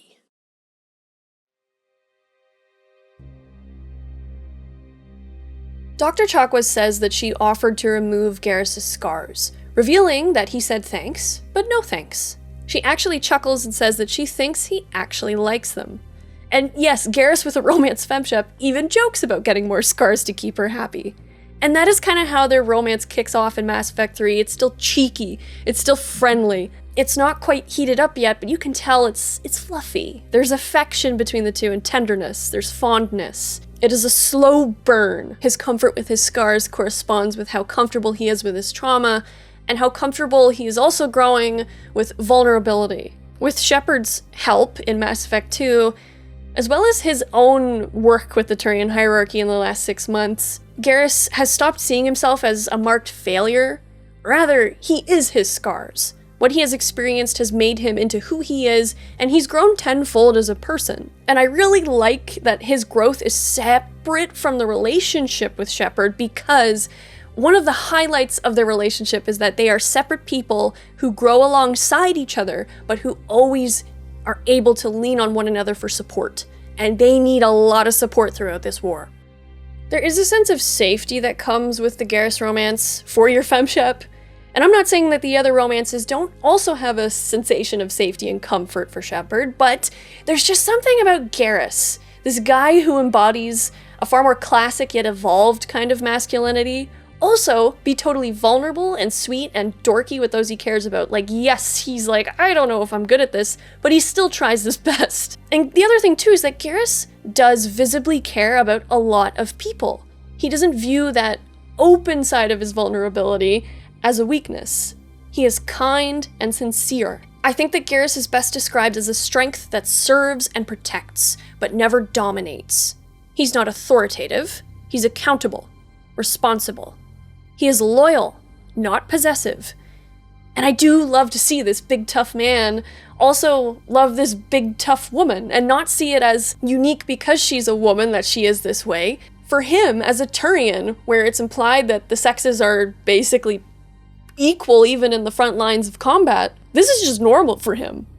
He admires Shepard for her accomplishments as a person, for the things that she has done and the things she is capable of and the way that she carries herself. And vice versa. Well, that depends. The way Shepard finds Garrus attractive is entirely dependent on how you roleplay your Shepard, of course. The other thing too is that femshep, in my mind, I swear to God, she's gotta be canonically jacked. Because how else is she going to be able to do those, what was it 200 or something? It was some stupid amount of back of the neck pull-ups. I'm still working my way down the assisted pull-up machine. Fuck my life. And also the fact that the Alliance is known to modify their soldiers to be in peak physical condition. So there's that too. Like, all those more superficial concerns are out the window with the Garrus romance, and it's a beautiful thing.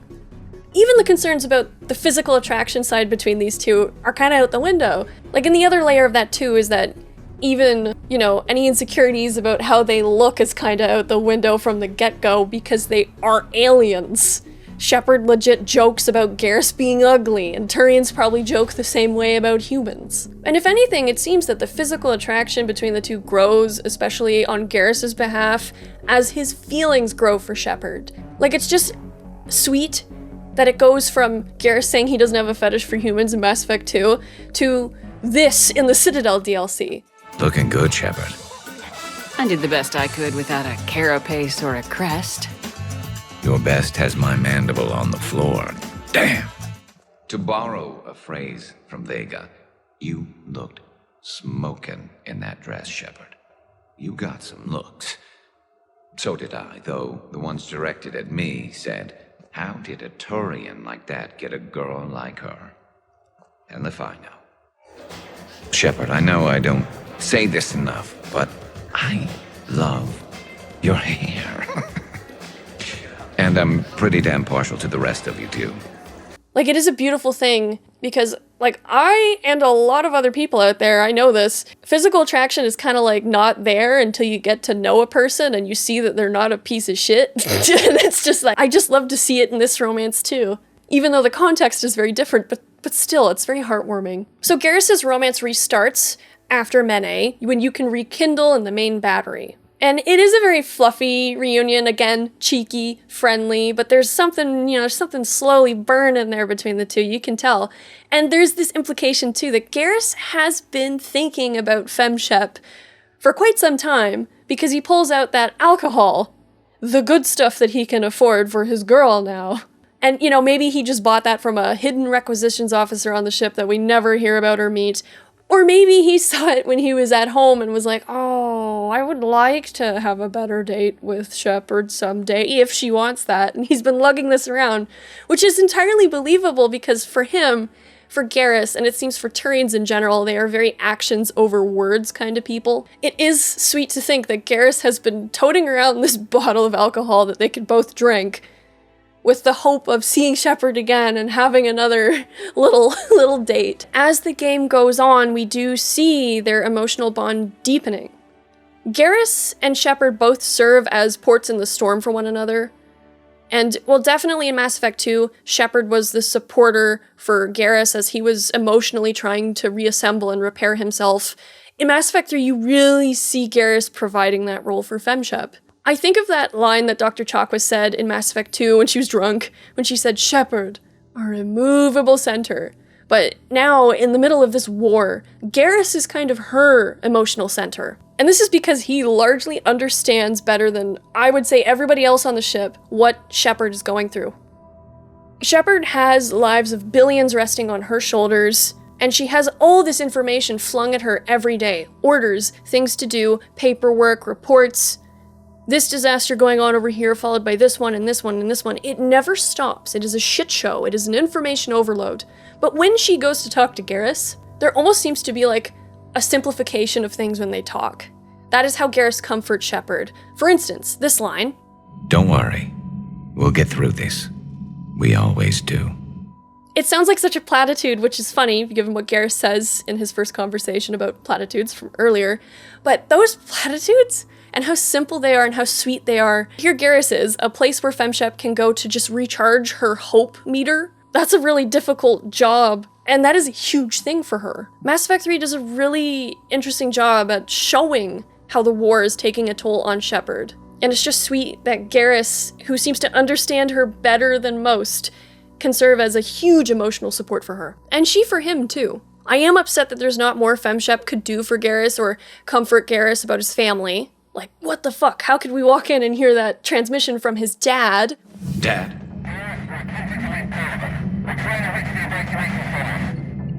Dad, are you there? Come in. Where are you now?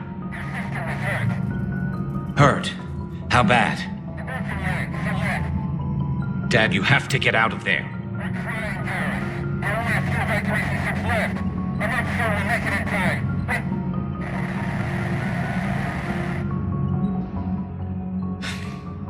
Spirits, if you really do exist, please watch over them. Let me see them again.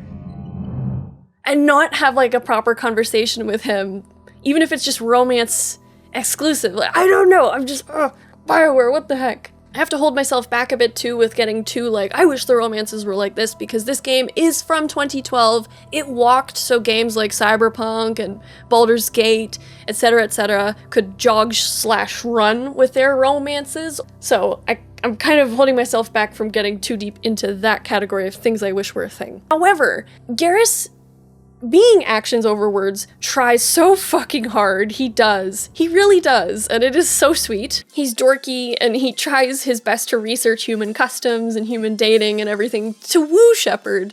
And it kind of reminds me of birds and how a lot of the birds, the males are the ones that do the flamboyant big wooing and the female birds are the ones that are like, you will be suitable to breed with, I suppose. Or they will just be like, you have the energy of a third son. And Garrus as well, recalling back to what I said about how he's not possessive at all in any way. Even if you break up with him, he is still the ultimate bro. If anything, I think all the outs that Garrus gives to FemShep comes from his own fear of screwing up with Shepard somehow. Which, just to me, it proves that he really does care about her a lot. In the Citadel DLC, he says, how did Turian like him get a girl like that? And while sure, that could just be classic Garrus humor, I think he legitimately wonders that. But rather than self-sabotage taking root with that kind of thought, he still tries so hard. He's giving 100% to their relationship, as well as in a sense of researching a different species, dating customs and everything. Like, he still tries despite his own nervousness and concerns about screwing it up. Damn it, I wish FemShep also played a more active role in the romance. Like, why can't FemShep give 100% in return? I get it, 2012, old Bioware, but still. I think I have to say too, though, is that Garrus isn't good at the I love yous. He is not the smoothest at great declarations of emotion, at least not in the most direct sense. But again, you see how much he cares for Shepard by his actions, by how he is on missions, how transparently he speaks with Shepard, the trust he displays. His Citadel date shows the beauty of all his flaws and charms packed into one. It's incredible. I'd be lying if I said I didn't hope it would inspire a certain mood. Something on your mind? It seemed like you needed time to figure us out. Are you ready to be a one Turian kind of woman? The only thing that made leaving Earth bearable was knowing you were out there somewhere. I felt the same way. The worst part about the galaxy going to hell would have been never getting to see you again. Well, here I am. Exactly where I want to be. I love you, Garrus Vakarian. Wow. The vids Joker gave me, well, they never got this far. There was the part about sleeping together, but this is... I don't know exactly what to do. You grab the girl and kiss her like you mean it. That I can do. And rather well.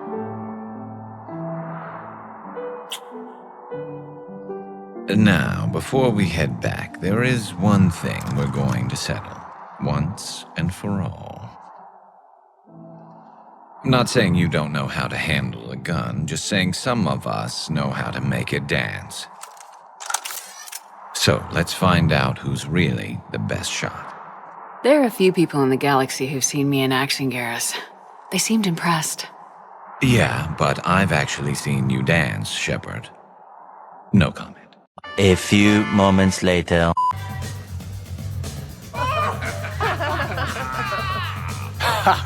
Captain on deck! Has she always been like this?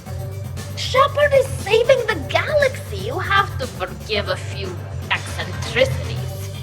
It's very enthusiastic. It is impressive. Hey! That's my girlfriend. Oh, damn it. Almost kept it straight. What is she doing with her arms? And he's nervous with the confession of love. You can tell. Shepard never makes him uncomfortable, just nervous. But he doesn't try to bullshit his way through things when he doesn't know what to do. He just admits that he's like, oh god, what do I do? And it would be irritating if he was like that if he didn't try, but it ends up being very sweet because he does try so hard. But while we're on the subject of the Citadel date, I want to say, if you choose the breakup option, he takes it like a champ. But Garrus makes this comment during the breakup after you see this look on his face where he's obviously sad, but he's not gonna say it. I appreciate the time we've had, Garrus. You've been an amazing friend, a lifesaver, and more. But right now, I think I need the friend. I understand. We were always something of an odd pair, weren't we? There was never anything odd about us. Not till we had kids, anyway.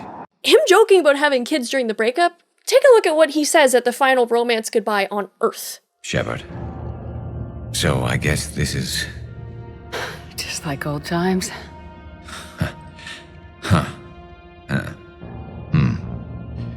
Might be the last chance we get to say that. You think we're gonna lose? No, I think we're about to kick the Reapers back into whatever black hole they crawled out of. Then we're going to retire somewhere warm and tropical and live off the royalties from the vids.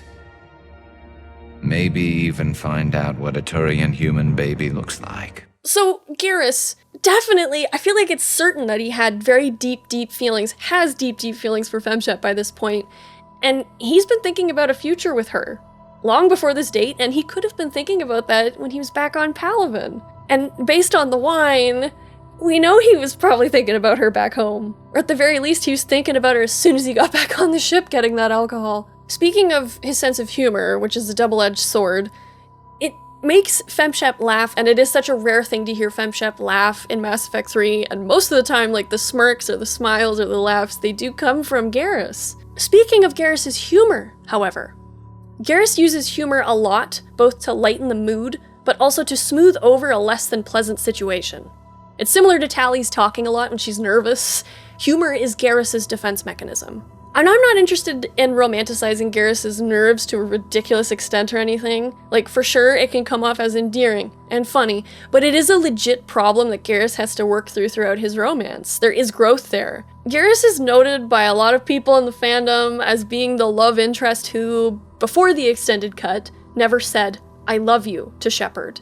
He shows it, sure, but he doesn't say it. But why wouldn't he say it? We could share ideas about this all day. It could just be a difference in love languages, do. But the one idea that I find resonates the most with the character that I personally see Garrus as is that he cannot bring himself to say those words, that confession of just how deeply he feels about Shepard, out of a fear that somehow he's gonna jinx shit and it's all gonna implode and he's gonna lose her.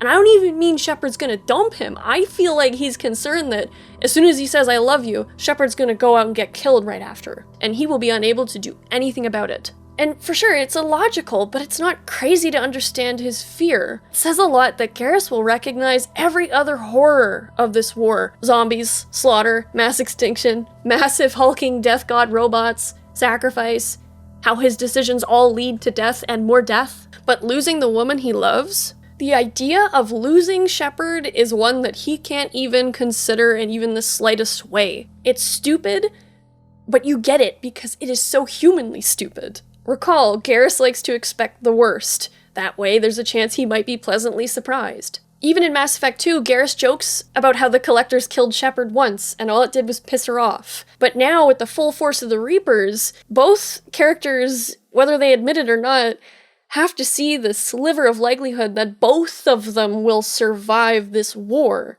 And when you combine those rather dismal odds with Garrus's growing love for FemShep, you do kind of wonder if Garrus remembers that specific joke and is kind of like beating himself up over it like, fuck. Because all this means now is that she can just be the first human to die twice. There are also other instances of Garrus's tendency to keep things emotionally distant, including with Tally, in a conversation that goes mostly the same way whether you romance one of them or neither.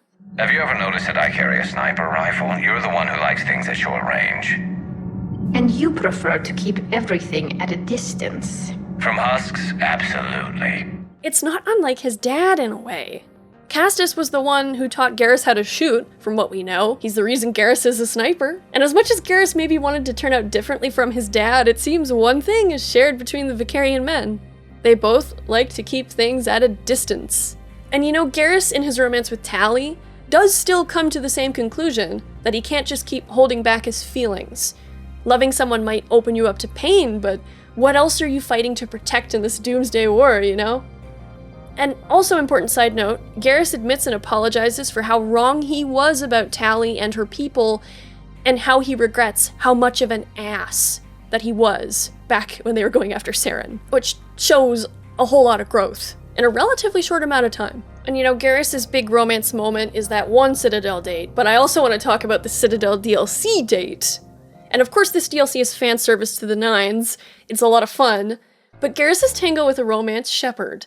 It is so much more, at least for me, than just Garrus going to all this trouble to learn a human dance to help woo Shepard, which on its own, it is so sweet and crazy that he made time for that. Some people theorize that James is the one who taught him the dance in the cargo bay with Cortez trying to help. Somehow that image fits the DLC perfectly, so like I say, why not? But what I love about that Tango is that Garrus pushes Shepard to overcome her greatest mundane fear, dancing.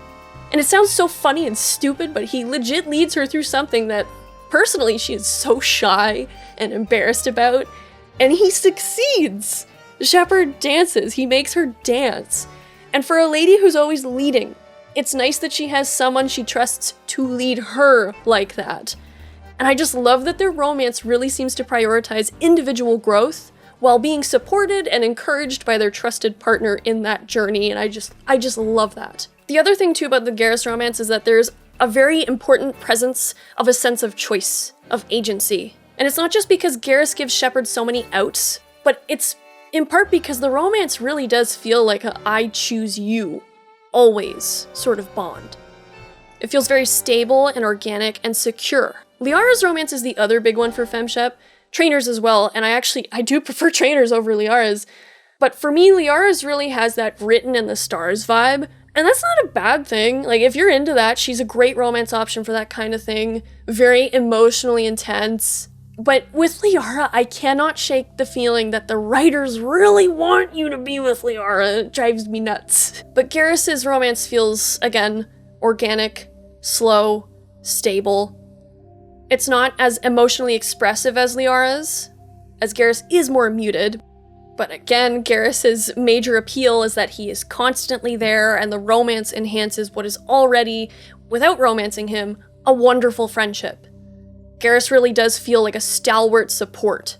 One mark of Garrus's growth between Mass Effect 1 and 3, especially in a romance, is super easy to miss.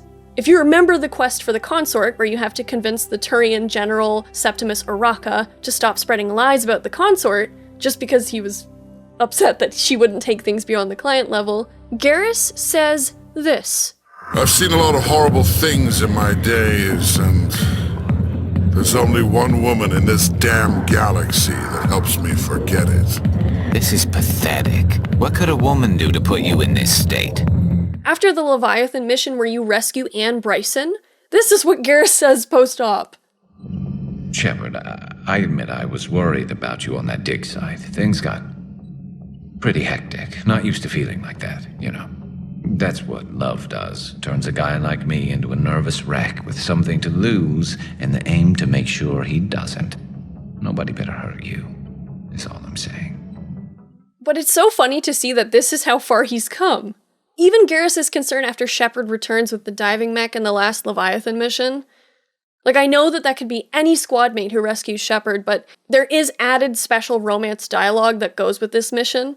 And it's just the cherry on top. I love that they put that in. And Garrus actually sounds a bit pissed off at Shepard. If only for a moment. Shepard, wake up! She's freezing!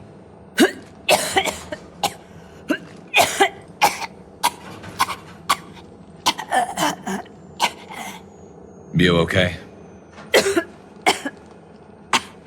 Yeah. I'm fine. Hell of a headache. Never do that again. You see the cracks in his emotional resolve. His feelings really do begin to sort of boil over a bit as the story approaches its end. Garrus' last big romance moment before the Cerberus raid is also sweet. Shepard, thought you might be up here. You know what the best part is about a battle that decides the whole fate of the galaxy? Winning it? I was thinking it's a good excuse to remind the ones you care about that, you care about them.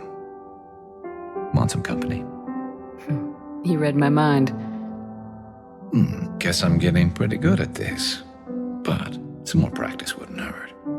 See, he's still hesitating to say love at this point, and there's still humor here to kind of alleviate any tension or concern, because obviously this is a super tense moment. This is right before the start of the final big battle. But after Shepard has a nightmare and wakes up, this happens.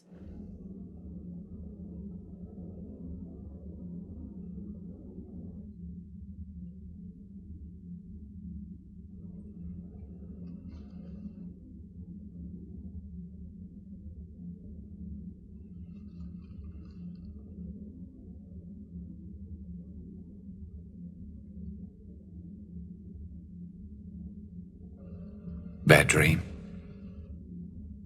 You ever get them? I tend to expect the worst anyway, so dreaming about it is just a waste of good sleep. What about now? I'm expecting a tough fight. What's bothering you? Can we ever be ready for a battle like this? Everything we've ever known. It's all hanging by a thread, Garrus. Yeah, but the truth is, when hasn't it? Every fight we've ever seen could have been our last. Every bullet we've ever dodged could have been the one. There have been a lot of bullets. And this time around, they're just a little bigger.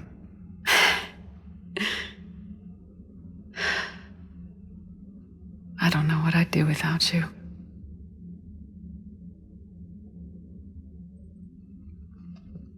First of all, I'd like to think that he's actually working on reports and paperwork while she's asleep for her. But the other thing too about this clip, Jennifer Hale and Brandon Keener are such amazing voice actors. You just believe this moment of sincerity between their characters.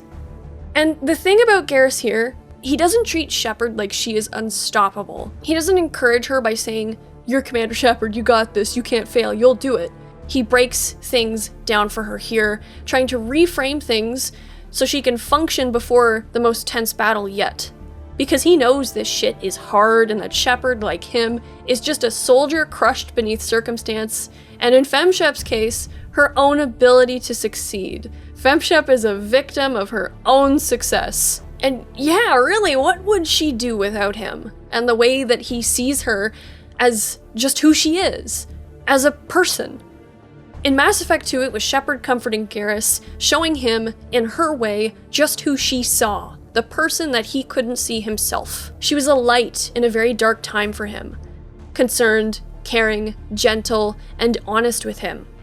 She was his Siha, his protector. And in the Mass Effect 3 romance scene, Garrus is being her archangel. It's him showing that no, he doesn't just see this indomitable Commander Shepard, this legendary savior of the Citadel. She's not just this commander that he used to look up to and see and wish he could be more like. He now sees behind the legend. Shepard, the person, who's given so much of herself for countless people and is barely holding herself together. And he establishes himself as kind of her last defense. Even at the Cerberus base, if he is there, he reassures Shepard of who she is, still joking to ease her in what has to be a cracked-out moment when she is hearing about the state of her body, when she is sort of forced to reflect on who she is or what she is, which is kind of the last thing she needs right before this big final moment. I kind of wish that this was discussed more in the game, because really, Shepard died and never really had time to resolve any of the trauma that would come from that. It can't be done. It's not a matter of resources. It's always a matter of resources. We're not losing Shepard. Sir, Shepard is clinically brain dead. After that much trauma, that long with no oxygen, we cannot overcome nature. Operative Lawson disagrees. She is now in charge of Project Lazarus. I didn't realize it was that bad. Pretty stark. You okay? I'm still me. I doubt I'd have been able to turn against Cerberus otherwise. I don't remember anything. Maybe they really just fixed me.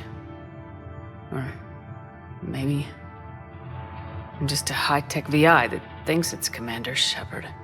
But I don't know. You're real. A little crazy, maybe, but real. Garrus still says a joke, followed by sincere reassurance to ease her in what has to be an incredibly debilitating moment. And when Shepard is beating herself up about having worked with Cerberus, Garrus offers genuine support. Sir, you realize that Shepard is a veteran of a coup. A Cerberus operation wiped out her entire squad. I'm not looking for a dance partner. We need Shepard, and Shepard needs resources. She'll work with us. He really had you boxed in. Every instinct I had told me not to trust Cerberus. But I needed their help, so I played along. You did what you had to, Shepard. And I was there with you. He is a rock to keep her grounded amid all this swirling chaos, this self-doubt. You totally understand that line at the end of the romance scene, that "I don't know what I'd do without you." You believe it. But the romance scene on the Normandy is not the peak of the Garrus FemShep romance. It's not the climax. Not that we ever get a Turian romance scene anyway, which I get. I mean, like, I get it. Garrus wakes up in the Citadel DLC in his armor, for fuck's sake. Like, good God, Garrus, did he put it back on after they were done and just go back to sleep? Also, the fact that after the quiet party, it's implied that, yeah, Shepard and Garrus were obviously getting it on, in Shepard's bedroom, but in the morning you find Javik in Shepard's bathroom, and it's just like, what? Were you in here the whole time? I had a dream. 50,000 years had passed. It was horrible. I was alone. Primitives had evolved. They ruled the galaxy.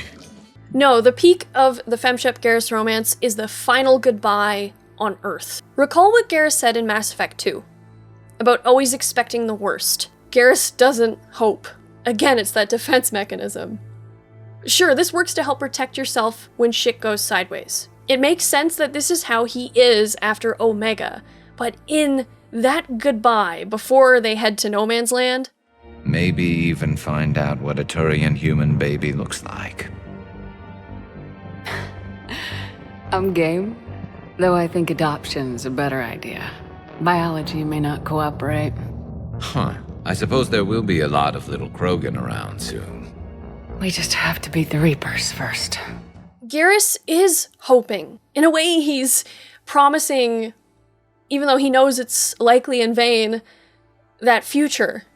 He's finally expressing it, a happy life with the woman that he loves, where they can watch their kids grow up. This whole goodbye begins with a dose of humor, but it falls away as the grimness of reality settles upon them. Garrus cannot shy from things anymore.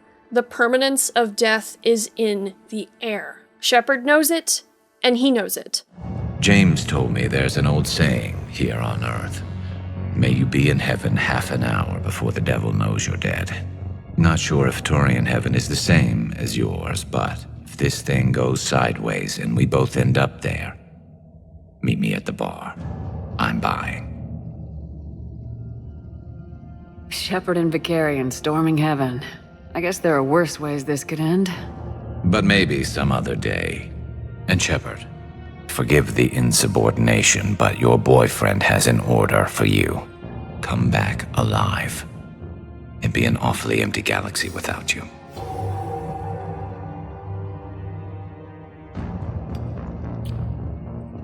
Goodbye, Garrus. And if I'm up there in that bar and you're not, I'll be looking down. You'll never be alone.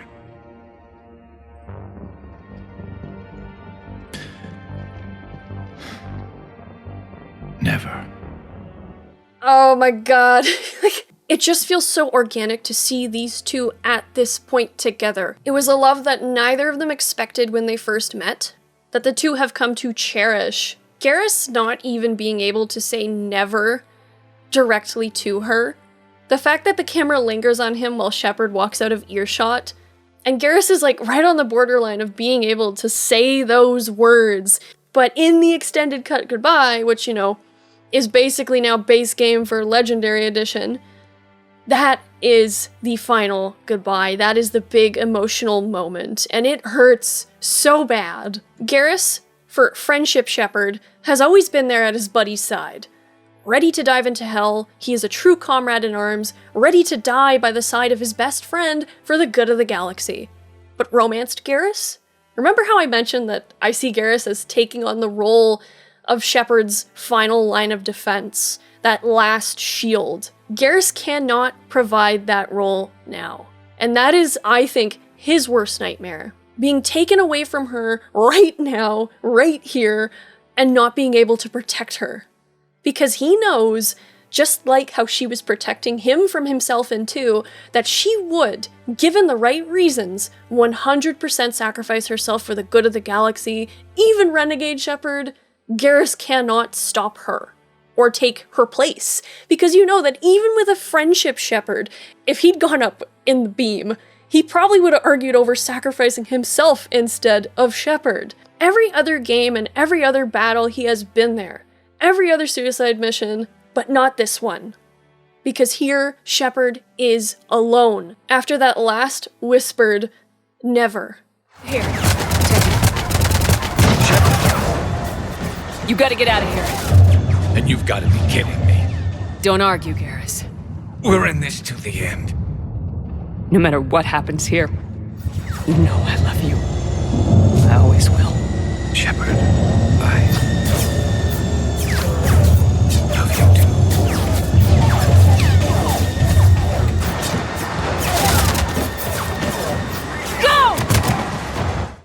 finally saying that serious "I love you," he has no choice but to say it, to sort of get over his own hurdle here. At last, the last thing Garrus ever wanted to accept is now thrust upon him. Shepard is almost certainly not going to be coming back from this, is probably the thought. And this, in 2 out of 3 endings, is the last time he will ever see Shepard.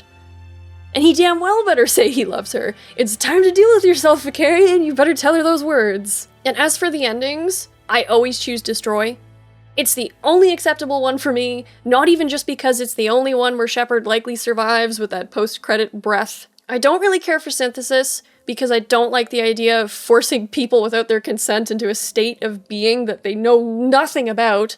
As much as I love Edie, I just don't like the idea. It feels very wrong to me. Control also doesn't feel great because I just don't think anyone, even the most paragon peacemaking Shepard, should ever wield that much power. I choose Destroy because that is exactly what everyone agreed on, and it's looking like it's the canon one, if the one Mass Effect 5 trailer is anything to go off of, But having Garrus stop and smile in that Turian way at Shepard's memorial, like he knows that Shepard's not dead, it is damn good incentive to choose Destroy. And maybe it'll be years before they reunite, because who knows where they crash landed. Where are they gonna get more fuel? What about mass relays? Does one simply glue it back together? Who knows? Either way, it is just such a fulfilling, slow burn, best friends to best friends and lovers story equals enemies to lovers in a way if you count the Turian human tensions. Forget fleet and flotilla, more like fleet and femshep. Even for a friendship, Garrus can actually still be the one who hesitates putting Shepard's name on that wall. It's just beautiful. Whether you romance Garrus or not, given the role that he plays for Shepard throughout the entire trilogy, even if you didn't recruit him in Mass Effect 1, there is no Shepard without Vakarian.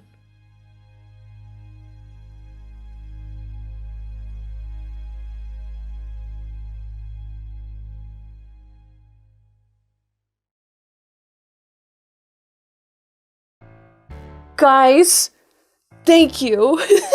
This one is gonna be the longest one I think I've ever made, and I don't know how this one's gonna get topped by anything. Oh god, the Liara one might be longer because I don't know. Oh Jesus. Okay, thank you so much for listening / watching to the Garrus Vakarian big movie. Right now I'm looking at my recording and it's at 4 hours and 25 minutes. So I have been sitting here talking for 4 hours and 25 minutes about a bird-cat man. And you know what? I wouldn't have it any other way. I wish I'd never met you. Thank you so much for making it to this point. Members, to you especially, the production of this video is a bit of an undertaking. So thank you very much for your monetary support of this channel. You guys allow me to do videos like this, and it means the world to me. Genuinely, this is something I've been wanting to do for a really long time, and I'm so grateful that I finally got the chance to do it, so thank you. Members, if we were on the same crime-fighting team on Omega, I'd be like, go retire with the funds. And thank you, of course, to everybody for simply watching, commenting, liking, subscribing. It helps the channel out immensely. Please share your thoughts on Garrus. If you're a Vakarian romancer, I'd love to hear why you love romancing Garrus. And also, please let me know what character you want next, because I'm like, oh, I'm not sure if I should cover Ashley or Kaden next, but I'm also kind of like, Samara's really cool, and I'd like to talk about her, and also Tally. Oh my god. Thank you so much, guys, and I will see you again in the next one. Goodbye.